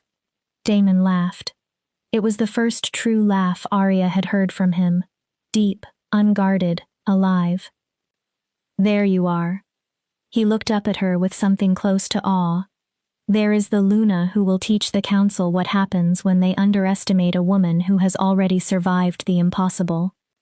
Arya stood over him, breathless, her mark shining beneath the moon. Around the courtyard, the observing king's guard remained silent, but respect had entered their faces. She had not won with a trained warrior's perfection. She had trusted herself, and she had succeeded. It was only a beginning. But beginnings, Arya was learning, could be more powerful than endings. They were the moment when everything became possible. Chapter 7. The Trial of Strength. The 3 days before the Trial of Strength disappeared into a blur of bruises, strategy, and rising danger. Arya slept only when exhaustion forced her body to stop. Every remaining hour was spent in the hidden courtyard with Damon and Captain Thorne, or alone with the ancient combat knowledge awakening inside her blood. The mark grew brighter each day, as though it too knew that battle was approaching. On the morning of the trial, Arya found Damon standing at the window in ceremonial armor. Below them, the royal arena had already begun to fill. The immense stone structure had been carved into the mountain centuries earlier and could hold 10,000 spectators. Today, not a seat would remain empty. News had spread across all 5 kingdoms. Wolves had traveled for days to witness the prophesied heir, either rise or be destroyed. You do not have to do this. Damon did not turn from the window. Through the bond, Arya felt pride in her fighting against his terror of losing her. We could leave now, he said. Take the king's guard still loyal to the crown, and disappear beyond the council's reach. His voice softened. We could build a life somewhere they cannot touch us. Arya crossed the room and stood beside him. In the arena below, workers arranged weapon racks, marked combat circles, and prepared medical stations. Everything waited for blood. You know I cannot run. Damon finally looked at her. If I leave, the prophecy fails. The crown remains broken. Your family continues trying to hold 5 kingdoms together, with only half the power it was meant to possess. She reached for his hand. And eventually, everything collapses. Her fingers threaded through his. I did not survive 7 years of being called cursed so I could flee the first time destiny became difficult. Determination steadied her gaze. I will finish this, Damon, whatever the end requires. Raw emotion filled his silver eyes. I love you. The words seemed to surprise him as much as they surprised Arya. I believed that part of me died with Lyra, he continued. I did not think I could feel this again. I did not believe I wanted to. He lifted their joined hands and kissed her fingers. Then you entered my life carrying a prophecy, and you became so much more than destiny. His voice roughened. You are brave, brilliant, infuriatingly stubborn. A faint, broken smile touched his mouth. And somewhere during this impossible week, I fell completely in love with you. Tears burned behind Arya's eyes. I love you too. She took a breath. I never believed anyone would look beyond the curse. I never thought someone could truly see me. Her fingers tightened around his. But you did. Then allow me to fight in your place. The ancient laws permit a champion. No, Damon's expression hardened, but Arya did not retreat. This is my trial, my claim. If you enter the arena for me, the council will say I am too weak to wear the crown. She gave him a small smile. You spent 3 days teaching me how to survive. Now we discover whether I listened. A knock came before he could argue. Captain Thorne entered. His face was grim. Your Majesty, Lady Arya, the council is assembled, and the arena is full. He paused. I inspected every weapon and every piece of armor. Damon watched him. There were irregularities. What kind? Blunted swords secretly sharpened along hidden edges. Protective armor weakened at the joints, straps designed to snap under impact. Thorne's jaw tightened. Someone intended the accidents inside that arena to become fatal. Chen, Damon growled. I replaced every suspicious item with equipment from the Royal Armory, Thorne said. But even without sabotage, this will not be a ceremonial test. He looked at Arya. Victor selected the 3 most lethal warriors in the kingdoms. Arya's stomach tightened. These are not opponents, Thorne continued. They are executions disguised as matches. Who are they? Arya asked. Your first opponent is Kael Bloodfang, champion of the Northern Territories. He has won 57 consecutive battles. Thorne's expression grew darker. Your second is Zara Nightstrike. She is the only female alpha in the 5 kingdoms and is famous for ruthless efficiency. She has never taken a prisoner. And the third? Thorne hesitated. Victor Ironjaw. Silence entered the room. Damon's fury surged through the bond. The leader of the council is allowed to participate? Arya asked. The ancient law permits a council member to personally test a candidate if he openly disputes her claim. Thorne's mouth tightened. Victor invoked that right yesterday. The message was unmistakable. Victor wanted to end Arya with his own hands. Over my dead body, Damon snarled. I will not sit above that arena while he murders you before the kingdom. You will. Both men looked at Arya. If you interfere, the council will invalidate the trial. They will declare my claim forfeited. Her voice remained firm. They will force you to choose another mate. Everything we have fought for will disappear. She faced Damon fully. I am terrified, but I have to do this. Not only for the prophecy, not only for the crown, for every wolf who was told they were worthless, Arya said. For everyone who was dismissed because their strength did not look the way powerful people expected. Her mark warmed. I need to prove that survival is power too. Damon stared at her for a long moment. Then he pulled her into his arms. You fight, then, he whispered into her hair. You fight with everything inside you. His embrace tightened. I will be watching. I will believe in you through every breath. Then his voice became colder than winter. But if Victor crosses the line from trial to murder, prophecy or not, I will kill him. The roar of the arena struck Arya the moment she stepped into the sunlight. 10,000 wolves filled the ancient tiers. Cheers, mockery, speculation, and wagers collided in deafening waves. Above the crowd stood the royal box beneath purple banners. The Council of Alphas sat inside it, with Damon on the central throne. Even across the distance, Arya felt him. Steady, present, an anchor within the chaos. Victor Ironjaw waited at the edge of the combat circle. His smile was predatory. Welcome, Lady Arya, to the trial of strength. His voice carried through the arena. The rules are simple. You must defeat 3 opponents in single combat. He glanced around the packed stands. Each match ends only with surrender, or death.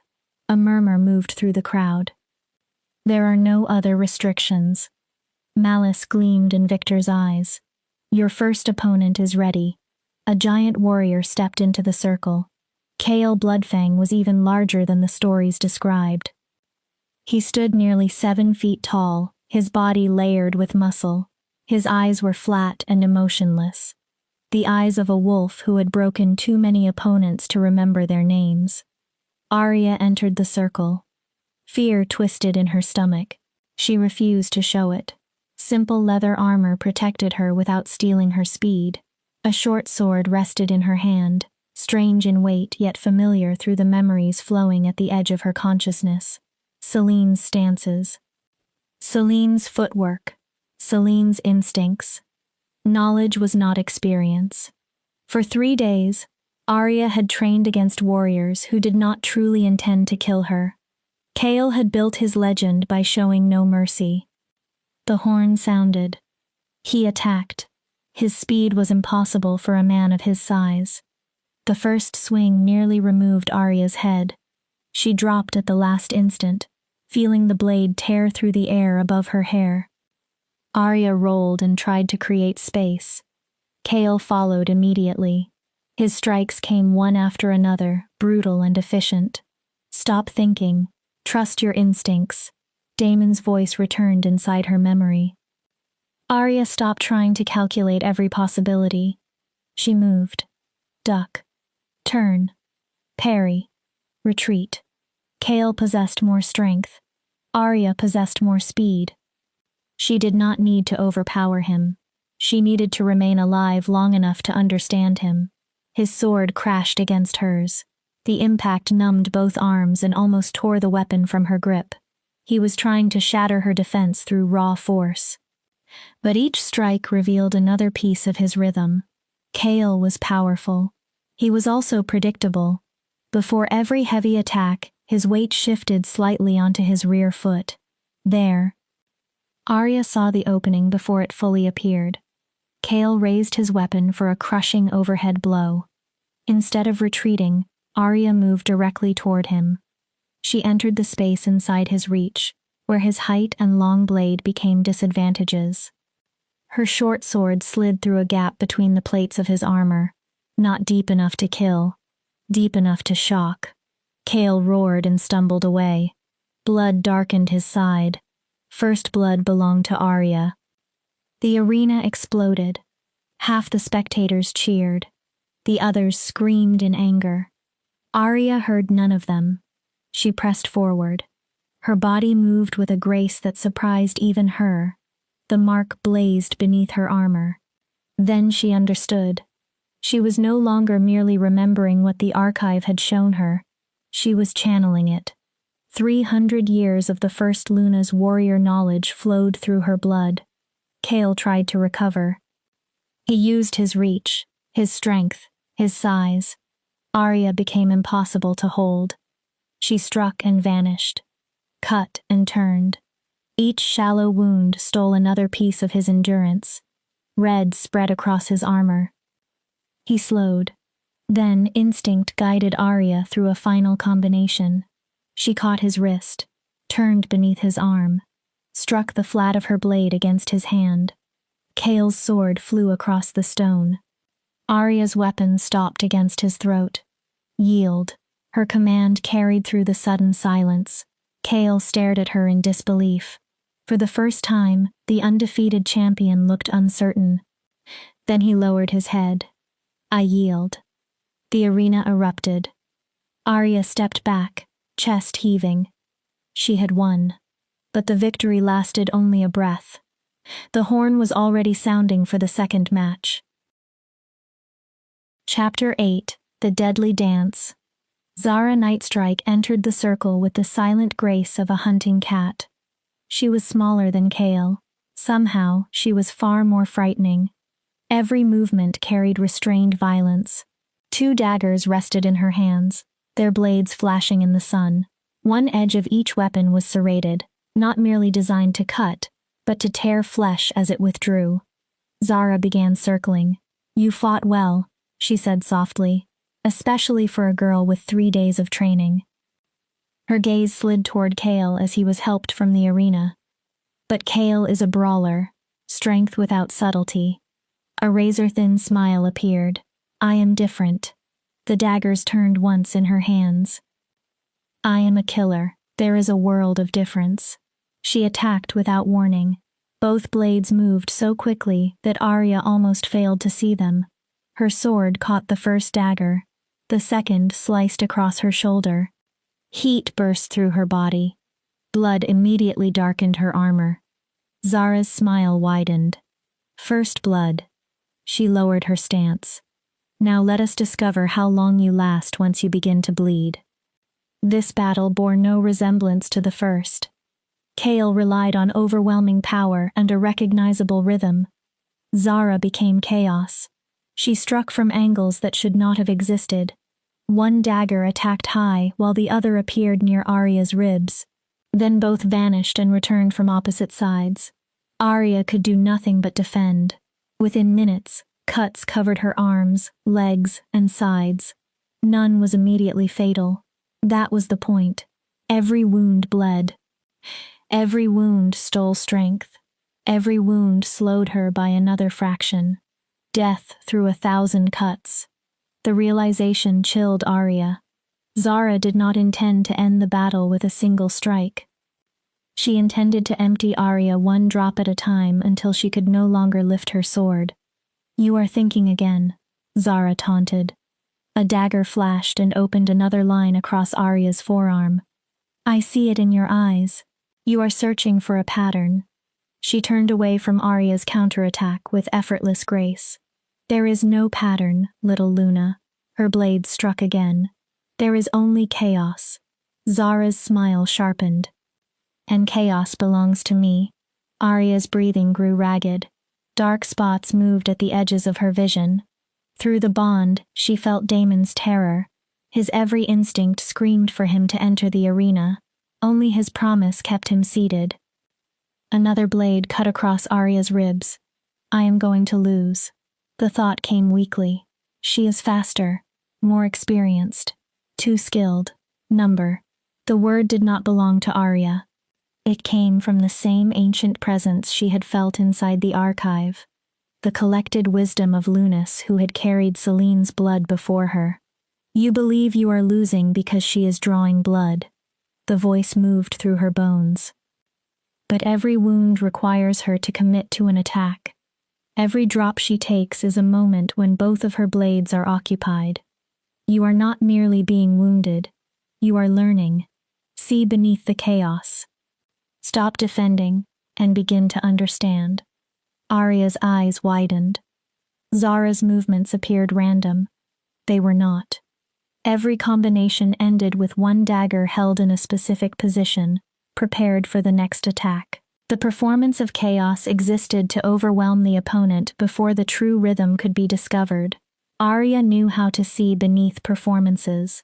For 7 years, she had survived by reading the cruelty concealed inside Celeste's sweetness. She had learned to recognize rejection beneath Margaret's polite words. Zara's chaos was simply another mask. There, Zara launched the same high-low combination. This time, Arya blocked only the upper strike. She deliberately left her lower side exposed. Zara's second dagger came for the opening. Arya was no longer there. She had already stepped inside Zara's guard. The pommel of Arya's sword struck the female alpha directly in the sternum. Zara staggered backward. Surprise cracked her composure. Clever, but one blow will not. Arya did not allow her to finish. For the first time, she attacked. She did not attempt to equal Zara's speed. She used her own advantages. The reach of her sword. The knowledge of the archive. The desperate purpose of someone with too much to lose. Steel met steel. Sparks flew between them. The arena fell silent as the underestimated candidate began forcing one of the kingdom's greatest warriors backward. But Zara had earned her reputation. She changed tactics without warning. Dropping beneath Arya's sword, she stepped inside its range and drove both daggers toward Arya's unprotected torso. Against any other wolf, the strike would have ended the match. The daggers never touched her. Silver light exploded from the mark. A barrier formed between them. Zara's blade struck moonlight made solid. For one frozen breath, the two women stood face to face. Shock filled Zara's eyes. "Impossible." "No," Arya said. Despite the pain, despite the blood, her voice remained steady. Prophesied. She drove every remaining ounce of strength into a sudden headbutt. Bone struck bone. Zara's head snapped back. Blood poured from her nose. Her grip loosened for only an instant. Arya needed nothing more. She swept Zara's legs from beneath her. Before the Alpha reached the ground, Arya seized one of the fallen daggers. The serrated blade stopped against Zara's throat. Yield. The command carried across the silent arena. Zara stared upward. Blood covered her face. Then something unexpected entered her gaze. Respect. You fight like a wolf who understands what it means to be prey, she said softly. Like someone who learned survival before honor. A strange smile touched her mouth. I yield, Luna. The title came without mockery. And when you take the crown, I would be honored to serve you. The arena erupted. Arya stepped away, chest heaving. Blood marked her body from more than a dozen cuts. 2 opponents had fallen. 1 remained. Royal healers rushed toward the circle. Before they could reach Arya, Victor Ironjaw entered and raised one hand. No healing between matches. Outrage moved through portions of the crowd. Victor ignored it. The ancient law is clear. The trial of strength measures endurance as well as skill. His smile was vicious. The candidate must face all 3 opponents consecutively, carrying every wound into the next battle. He addressed the arena. A true Luna must protect her people even when she is bleeding, exhausted, and surrounded by impossible odds. Several council members shifted uneasily. Victor was twisting the law beyond anything reasonable. None dared challenge him.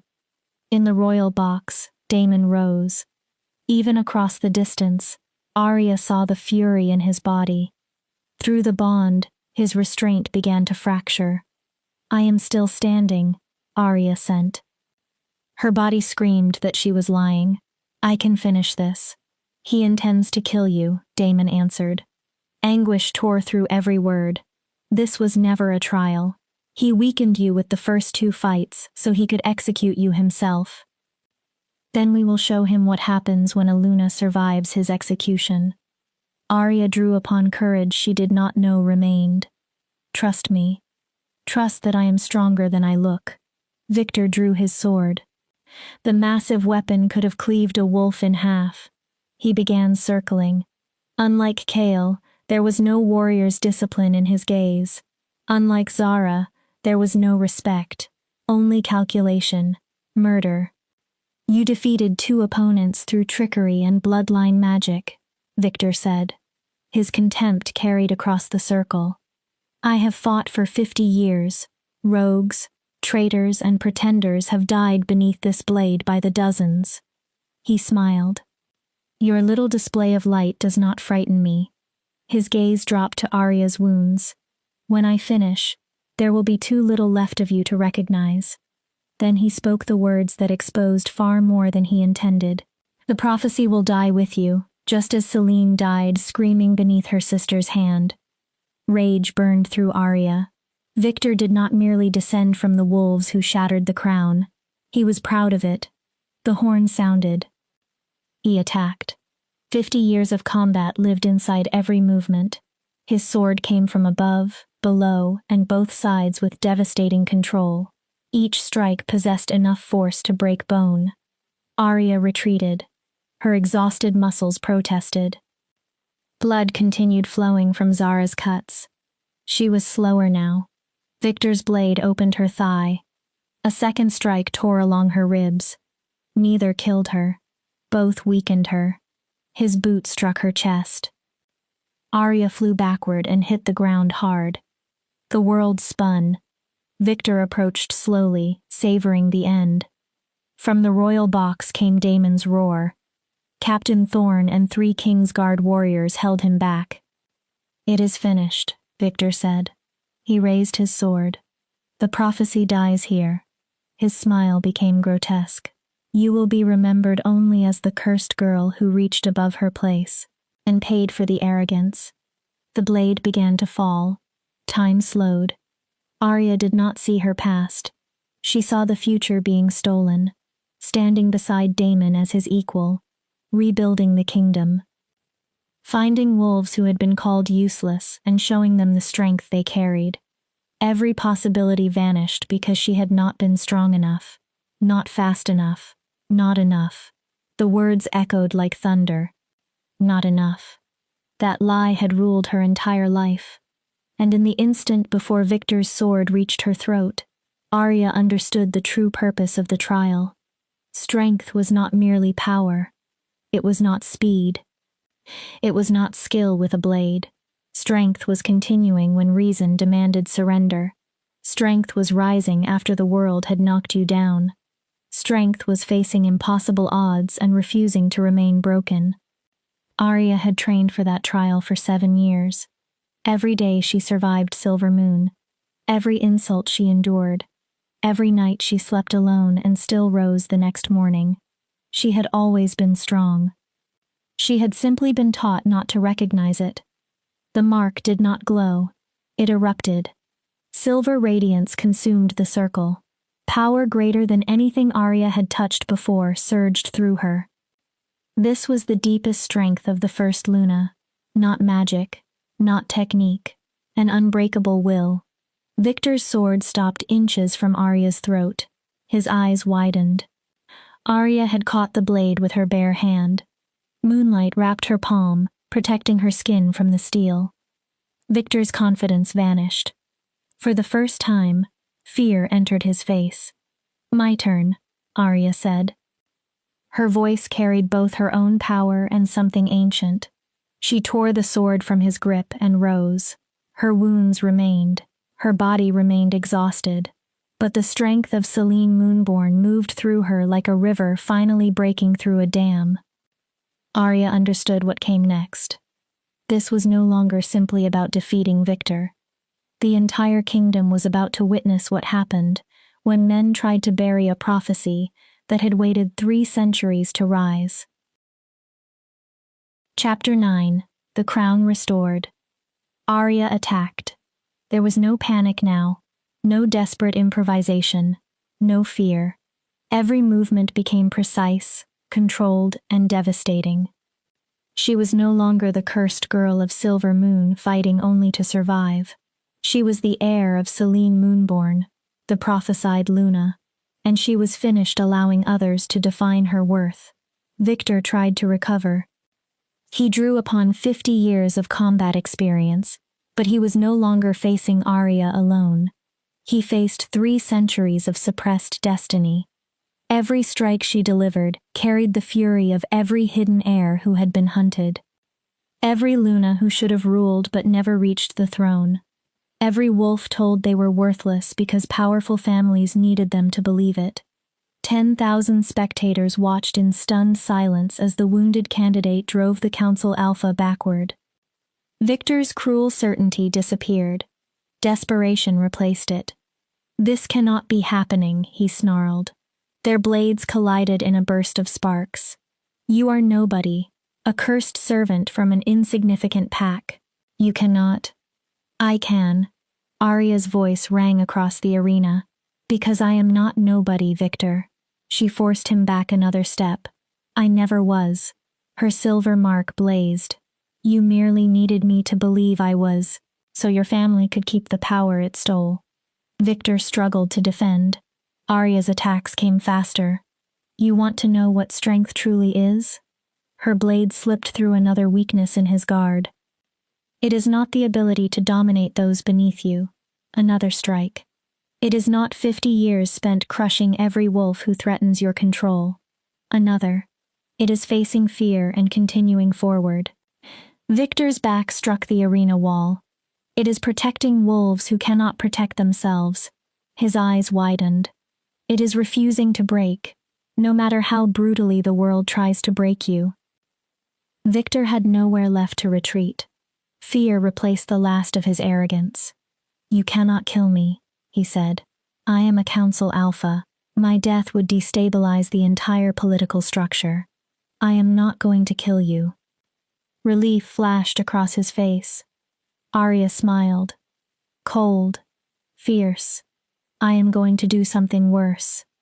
The relief vanished. "I will allow you to live." Her blade remained steady. You will live long enough to watch every plan you made collapse. You will see the crown restored. You will watch the council rebuilt without your corruption. Her silver gaze hardened.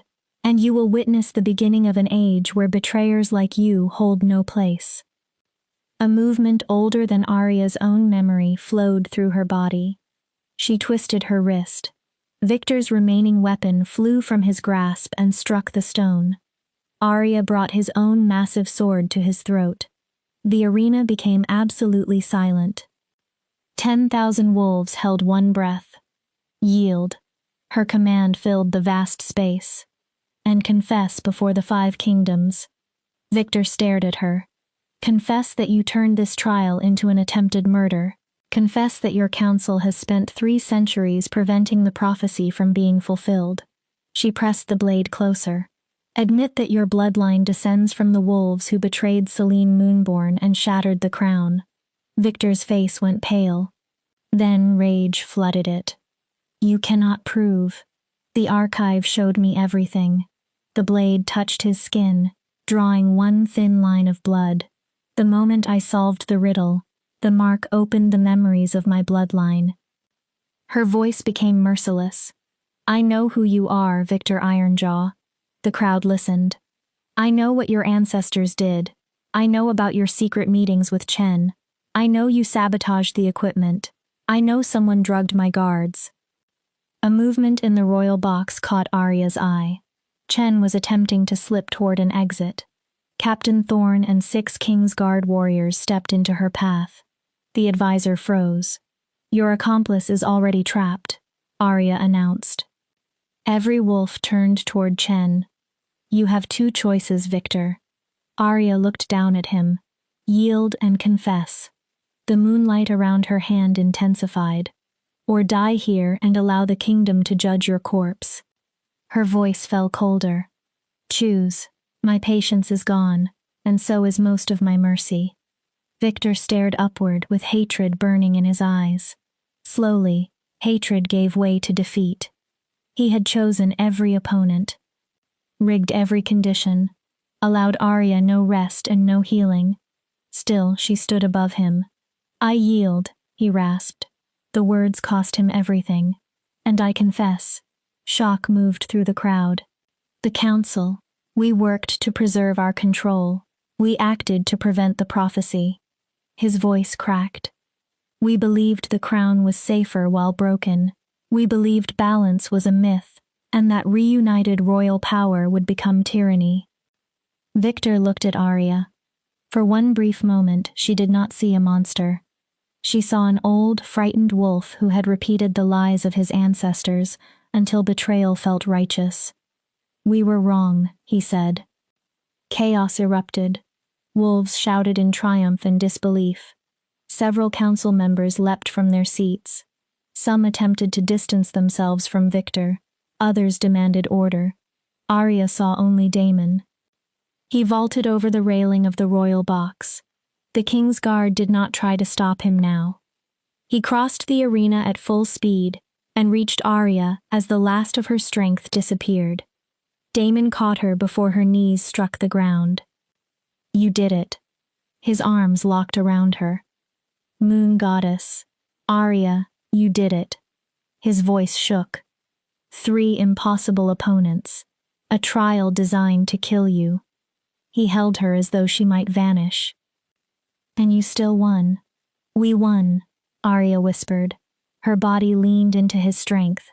The pain was returning now that the power had begun to settle. Together, Daemon pressed his face into her hair. Always. Elder Sage stepped into the circle. She raised both hands. Silence spread across the arena. The trial of strength is complete, she declared. Magic carried her voice to every seat. 3 opponents were defeated. Her blind gaze turned toward Arya. Not through deception, not through dishonor, but through skill, spirit, and an unbreakable strength of will. The seer faced the royal box. The conspiracy that has controlled the kingdom for 3 centuries has been exposed. She stepped closer. The bloodline of Selene Moonborn has returned and proven itself beyond denial. Awe softened her ancient features. The prophecy stands fulfilled. Her voice rose. The trials are past. A breath. The broken crown shall be made whole. Elder Sage lifted one hand toward Arya. Hail, Arya Blackwood, true heir of the first Luna. Her voice thundered across the stone. Hail the restoration of balance. Another breath. Hail the prophesied queen. For one heartbeat, no one answered. Then a single voice shouted from the stands. Hail! Another joined. Then another. The cry spread through the arena like fire. Hail the Luna! Hail the prophesied queen! Thousands of voices became one. Not every wolf joined. Pockets of silence remained among families who had profited beneath the council's corruption. But they had become the minority. Victor's confession had destroyed the lie protecting them. Royal healers finally entered the circle. Arya raised one trembling hand. Wait. Daemon looked down at her in protest. There is something they must hear. With his arm supporting her, Arya forced herself upright. She faced the kingdom. Today, you witnessed more than 3 trials. Her voice was weak at first. The mark carried it farther. You witnessed the exposure of a conspiracy that began 300 years ago. The crowd quieted. Wolves chosen to serve the crown instead worked to destroy it. Families entrusted with protecting the kingdom chose to control it. She paused. Their time is over. A murmur swept through the arena. The balance will return. King and Luna will rule together, as they were always meant to rule. Her gaze moved toward the council thrones. The council will not be destroyed. Surprise appeared on many faces. It will be reformed. Arya strengthened her voice. It will serve the kingdom instead of dominating it. She looked across wolves from every territory. I know some of you still doubt me.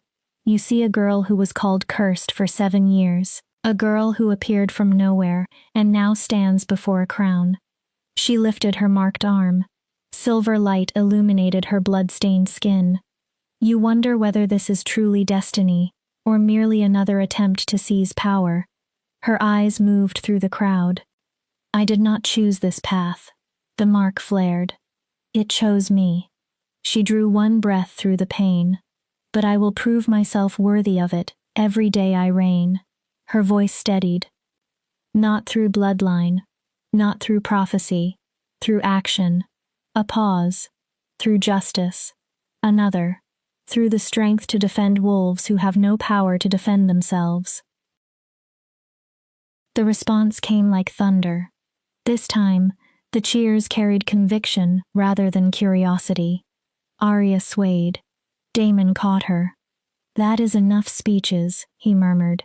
You are about to bleed to death through pure stubbornness. He lifted her into his arms. As he carried her from the circle, Arya saw Victor and Chen being led away by the king's guard. Their heads were bowed. Their conspiracy was broken. 3 centuries of stolen power had collapsed in a single day. Victory should have felt like an ending. Instead, it felt like the beginning. The trials were finished. The true work of rebuilding the kingdom had not yet begun.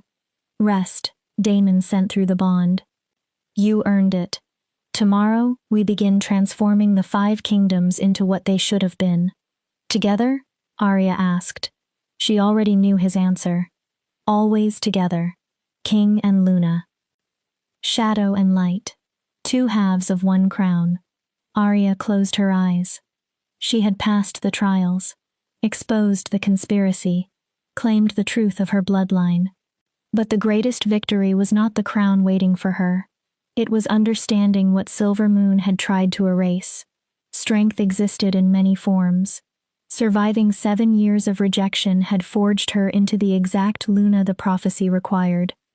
Sometimes, the most powerful act in the world was simply refusing to remain broken. The mark pulsed warmly, as though Selene herself had witnessed the victory. The cursed girl was gone. The Luna had come home. Chapter 10. The Luna's Triumph. Arya woke 3 days later in the palace healing ward. Clean bandages covered her body. The royal healers had already closed the deepest wounds and encouraged the rest to begin knitting together. Sunlight poured through the high windows. Beyond the glass came the sound of Silvercrest moving forward. Damon sat beside the bed. His head rested on folded arms near her hand. Exhaustion showed in every line of his body. Through the bond, Arya felt the relief that had finally allowed him to sleep. She would survive. They had both survived. Arya reached out and touched his dark hair. Damon's eyes opened immediately. Emotion crossed his face so quickly that it tightened her chest. "You are awake." His voice was rough. Finally. He took her hand with great care, avoiding the bandages. "The healers promised you would recover, but 3 days without waking." He stopped. "You terrified me, Arya." His grip trembled. "I watched you bleed and still refused to surrender. I have never been so proud, or so afraid." "I am all right," she said softly, bruised, exhausted, and held together by bandages, but alive. A faint smile touched his mouth. "What happened while I was asleep?" The smile disappeared. "Victor and Chen are imprisoned. 4 additional council members have also been arrested." Damon sat straighter. Captain Thorne searched Chen's rooms. He found correspondence with the families descended from Celine's betrayers, plans for your assassination, payment records, and proof that officials were bribed to keep the council under their control. His jaw hardened. The conspiracy is deeper than we imagined. It is not the work of a few ambitious wolves. Entire bloodlines have spent generations teaching their children that the prophecy must be destroyed. Arya absorbed the weight of that truth. How is the kingdom reacting? Approximately 60% openly support the restored crown. They witnessed the trials. They saw what the council attempted and watched you survive. And the rest? Another 30% are cautiously neutral. They are waiting to see what we do with the authority we have reclaimed. Damon's expression darkened. The final 10% remain loyal to the old council families. Protests have begun in 3 territories. Intelligence suggests some houses are considering armed resistance. Civil war. The words came quietly. The very thing you accepted the mate search to prevent. Possibly. Damon tightened his hand around hers. But the situation is different now. Before, I held the kingdom together by making concession after concession. Each compromise weakened the crown. His eyes sharpened. Now we possess the prophecy's authority, public proof of the council's crimes, and support from most of the population.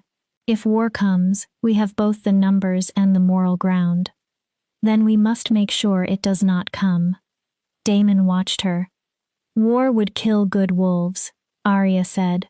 "Not only conspirators, ordinary wolves who are afraid, confused, or loyal to leaders they have trusted all their lives." She took a slow breath. "We must show them that restoring the crown does not mean revenge or tyranny. It means balance, justice, protection." Something fierce and tender crossed Damon's face. "This is why you will become an extraordinary queen." Arya gave him a tired look. "You survived attempted murder disguised as a royal trial," he continued, "and your first instinct is mercy toward those who opposed you." "Not mercy." One corner of her mouth lifted. "Strategy." Damon raised an eyebrow. "The families who created and maintained the conspiracy must face real consequences, but their ordinary followers can be shown another path." Her voice strengthened. "We end the cycle instead of feeding it." A knock came at the door. Captain Thorne entered. Rare approval showed on his scarred face. "Lady Arya, it is good to see you conscious. The kingdom has been waiting for news. I am more difficult to kill than I appear." A small smile touched Thorne's mouth. "So the arena discovered. What brings you here?" "Several matters. First, Kale Bloodfang and Zara Nightstrike have formally requested permission to swear personal loyalty to you." Arya looked at Damon in surprise. "The warriors I defeated want to serve me?" "You defeated them honorably, despite the trial being arranged against you," Thorne said. To warriors of their standing, that matters. He folded his hands behind his back. Their request is also politically significant. 2 legendary fighters choosing the new Luna sends a message throughout the kingdoms. Bring them in. Arya pushed herself upright. Pain pulled through her healing wounds. Daemon immediately tried to stop her. If they offer me their loyalty, Arya said, I can at least receive them while sitting up. Kale and Zara entered moments later. Both looked uncomfortable in formal court clothes, clearly more at home in armor. They approached the bed and knelt in perfect unison. Lady Arya Blackwood, Kale began. His deep voice was solemn. I fought 57 battles without yielding. He met her gaze. You defeated me without superior size or strength. You used speed, precision, and the courage to risk moving inside my reach. He bowed his head. It would be my honor to serve among your personal guard. Zara spoke next. Her sharp eyes did not lower. You fought like prey that had learned to become a predator. A hint of respect warmed her tone. Most warriors learn honor before they learn survival. You learned survival first. That made you dangerous in a way I did not understand until it was too late. She inclined her head. I would consider it a privilege to protect a Luna who understands what it means to be hunted. Unexpected emotion tightened Arya's throat. These were not ordinary soldiers. Their names alone could prevent conflicts. And they offered loyalty because she had earned their respect, not because of a mark, a prophecy, or political advantage. I accept your oaths. Both warriors remained still. But you must understand what I expect. Arya looked from one to the other. I do not want guards who obey every command without thought. Surprise flickered across their faces. I want protectors who tell me when I am wrong, advisors who challenge decisions they believe are dangerous. Her voice softened. And companions who remember there is a woman beneath the crown. Can you serve that way? Kale and Zara exchanged a glance. Then Kale smiled. It transformed his severe features. Most royals ask for soldiers. He nodded. You are asking for partners. I spent 7 years being silenced, Arya said. I will not build a court where truth is punished. Zara rose. Then you have us, Luna. Kale stood beside her. For as long as you will keep us. After they left, Thorne delivered the remaining news. The coronation is scheduled for 3 days from now, assuming the healers approve. Arya stared at him. 3 days? Elder Sage insists it occur beneath the full moon. The capital is already preparing. It will be the largest royal ceremony in living memory. That is almost no time. It is enough, Daemon said. His tone was firm. The kingdom has waited 3 centuries. They need to see the crown restored before the remaining dissidents can organize. Arya knew he was right. Still, the weight of it settled heavily. 3 days to become the woman she had never imagined. 3 days to learn royal ceremony, government, politics, alliances, and expectations. Through the bond, Daemon sent reassurance. You already are that woman. You only need to let the kingdom see what I see. The following days passed in a storm of preparation. Arya met advisors whose loyalty belonged to the crown rather than the old council. They explained the debts, agreements, rivalries, and alliances connecting the 5 kingdoms. Elder Sage taught her the ancient coronation rites with unexpected patience. Arya approved the first stage of restructuring the council. Its membership would be reduced from 7 to 5, and new limits would prevent it from quietly gathering unchecked power again. She met representatives from every major pack. She listened to fear, anger, hope. She worked to build bridges before division became war. The effort exhausted her, especially while her body continued healing. But Arya approached the work as she had approached the trials. She listened, learned, adapted. She began to understand that a queen did not need to know everything. A queen needed the humility to learn, the courage to decide, and the strength to accept responsibility when certainty was impossible. On the evening before the coronation, the full moon rose above Silvercrest. Damon found Arya on the balcony of their chambers, looking over the city. Regretting your decision? He wrapped his arms around her from behind, approximately 50 times. His quiet laugh warmed her. I keep imagining all the ways I might fail, all the wolves expecting me to become something I am not certain I can be. Damon turned her to face him. You have exceeded expectations your entire life. His silver eyes held hers. Silver Moon expected 7 years of rejection to destroy you. You survived. The council expected you to fail the trials. You won. He touched her cheek. I expected to find a political alliance. Love softened his voice. I found my mate, my equal, my partner. He leaned closer. Stop trying to meet their expectations, Arya. A fierce smile appeared. You are going to shatter them, exactly as you shattered every limitation they placed upon you. Arya kissed him. She poured gratitude, fear, love, and hope into the contact. When they separated, she felt steadier. Tomorrow, the crown becomes whole. Tomorrow, you become Luna Queen. Tomorrow, everything changes. Damon rested his forehead against hers. Tomorrow, we begin the next chapter. His arms tightened. But tonight, we rest together. They remained on the balcony as the moon climbed. 2 wolves brought together by prophecy. 2 people choosing each other beyond prophecy's demand. Tomorrow would bring spectacle, politics, and power. Tonight belonged only to them.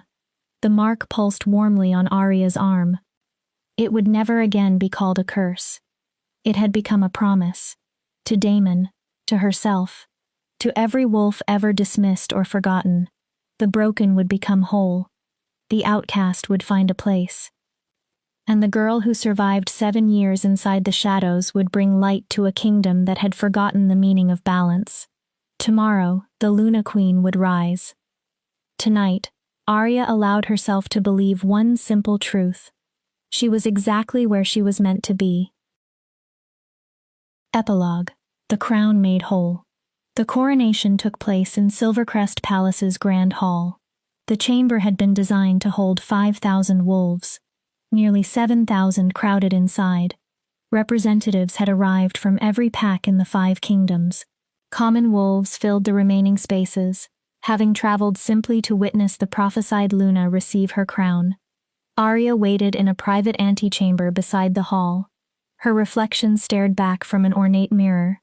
For several breaths, she barely recognized the woman before her. The kingdom's finest seamstresses had created a gown from silver fabric that flowed like liquid moonlight.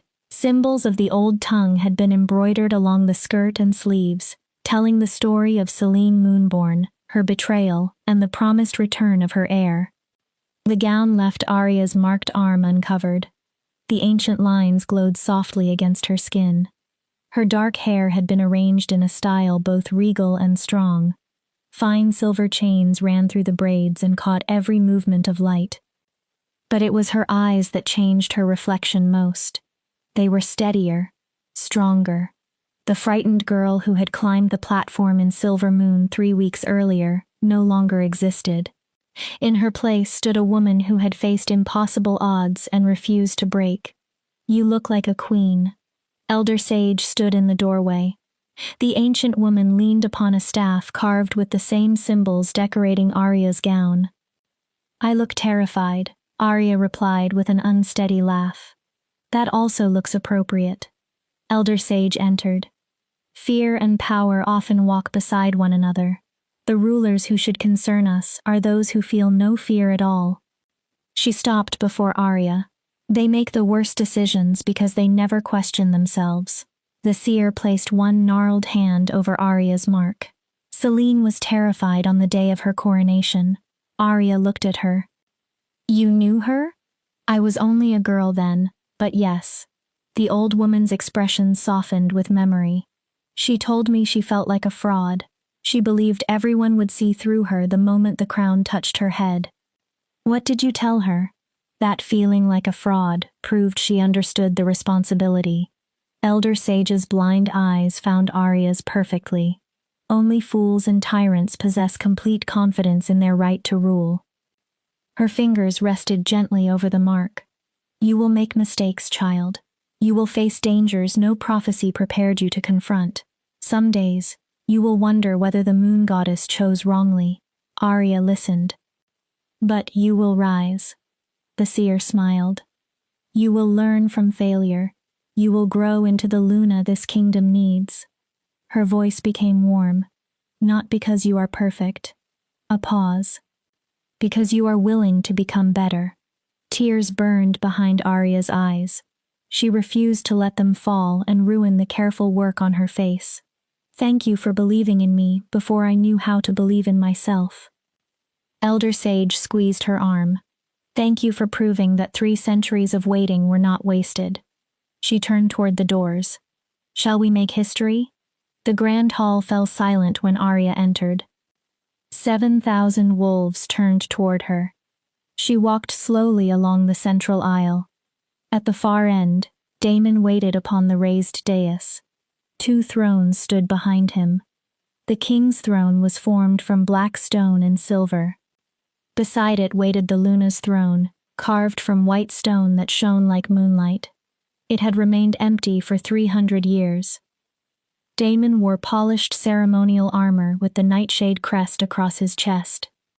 But Arya saw only his eyes. Those impossible silver eyes held pride, love, and certainty. You are beautiful, he sent through the bond, and terrifying.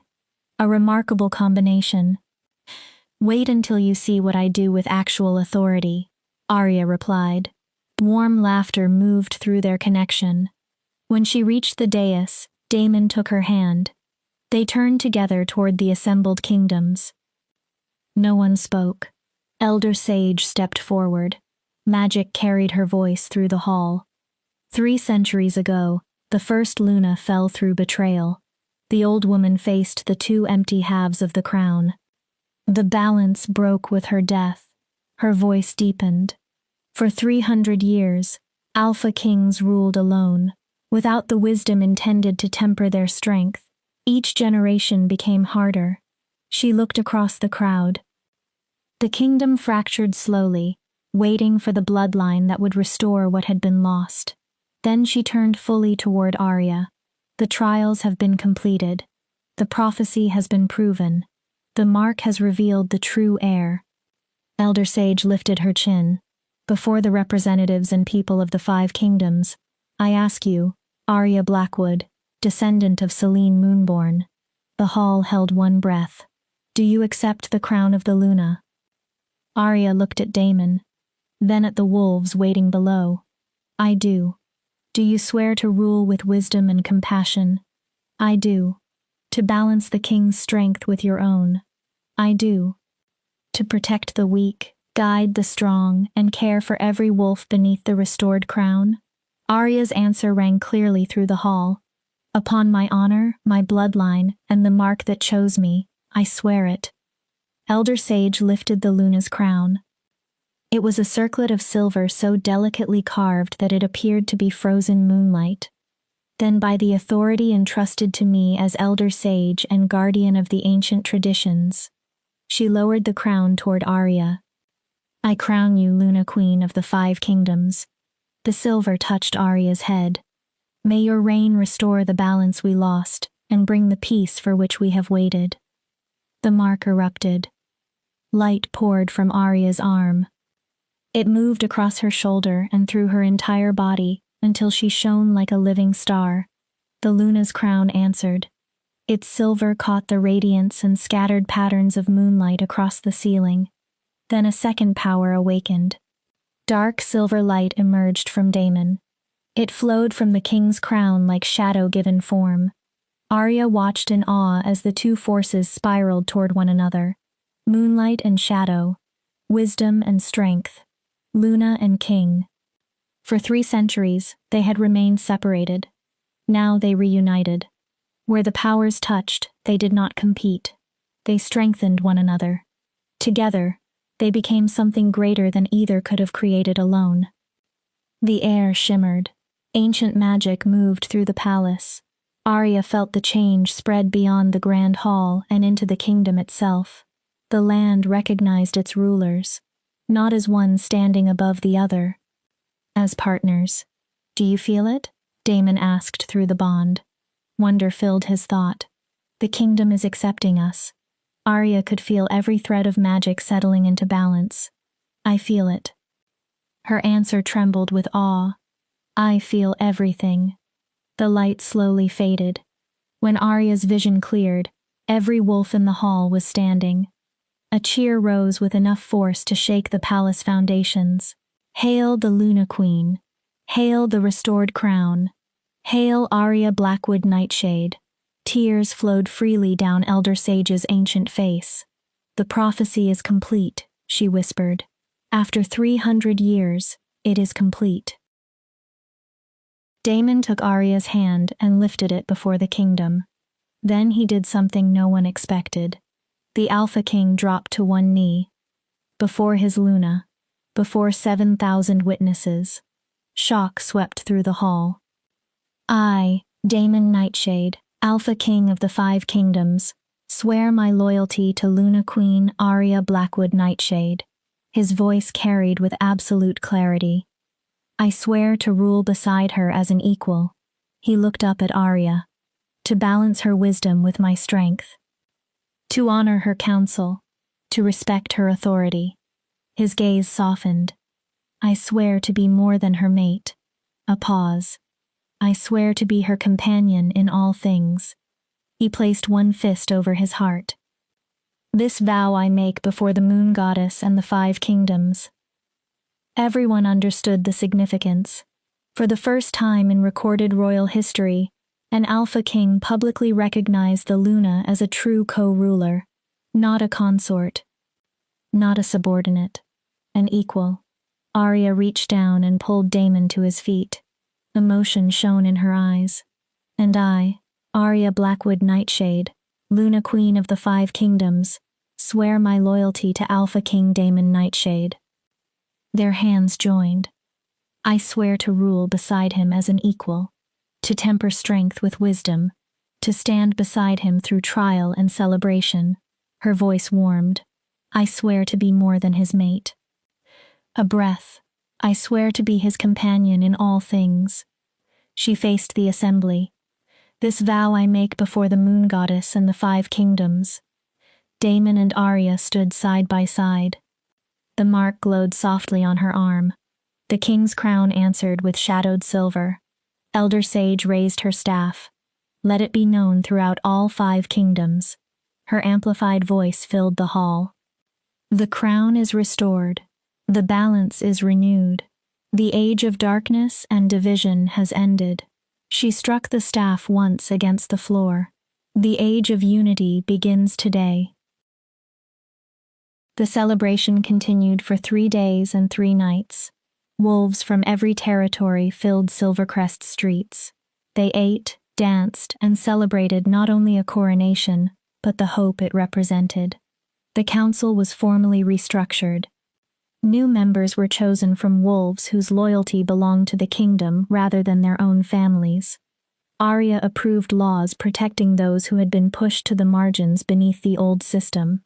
Quietly and efficiently, Captain Thorne and the King's Guard dismantled the remaining conspiracy networks. Those who refused to accept the new order were arrested. Victor Ironjaw, Advisor Chen, and their principal allies stood trial for treason. The evidence proved overwhelming. All were found guilty. Many expected execution. Arya chose exile. Their titles were stripped. Their lands and authority were taken. They were sent to isolated territories where they could no longer harm the kingdom they had manipulated. "Mercy can demand more strength than vengeance," Daemon said after the judgment. His gaze held approval. "And it tells the kingdom that our new order rests upon justice."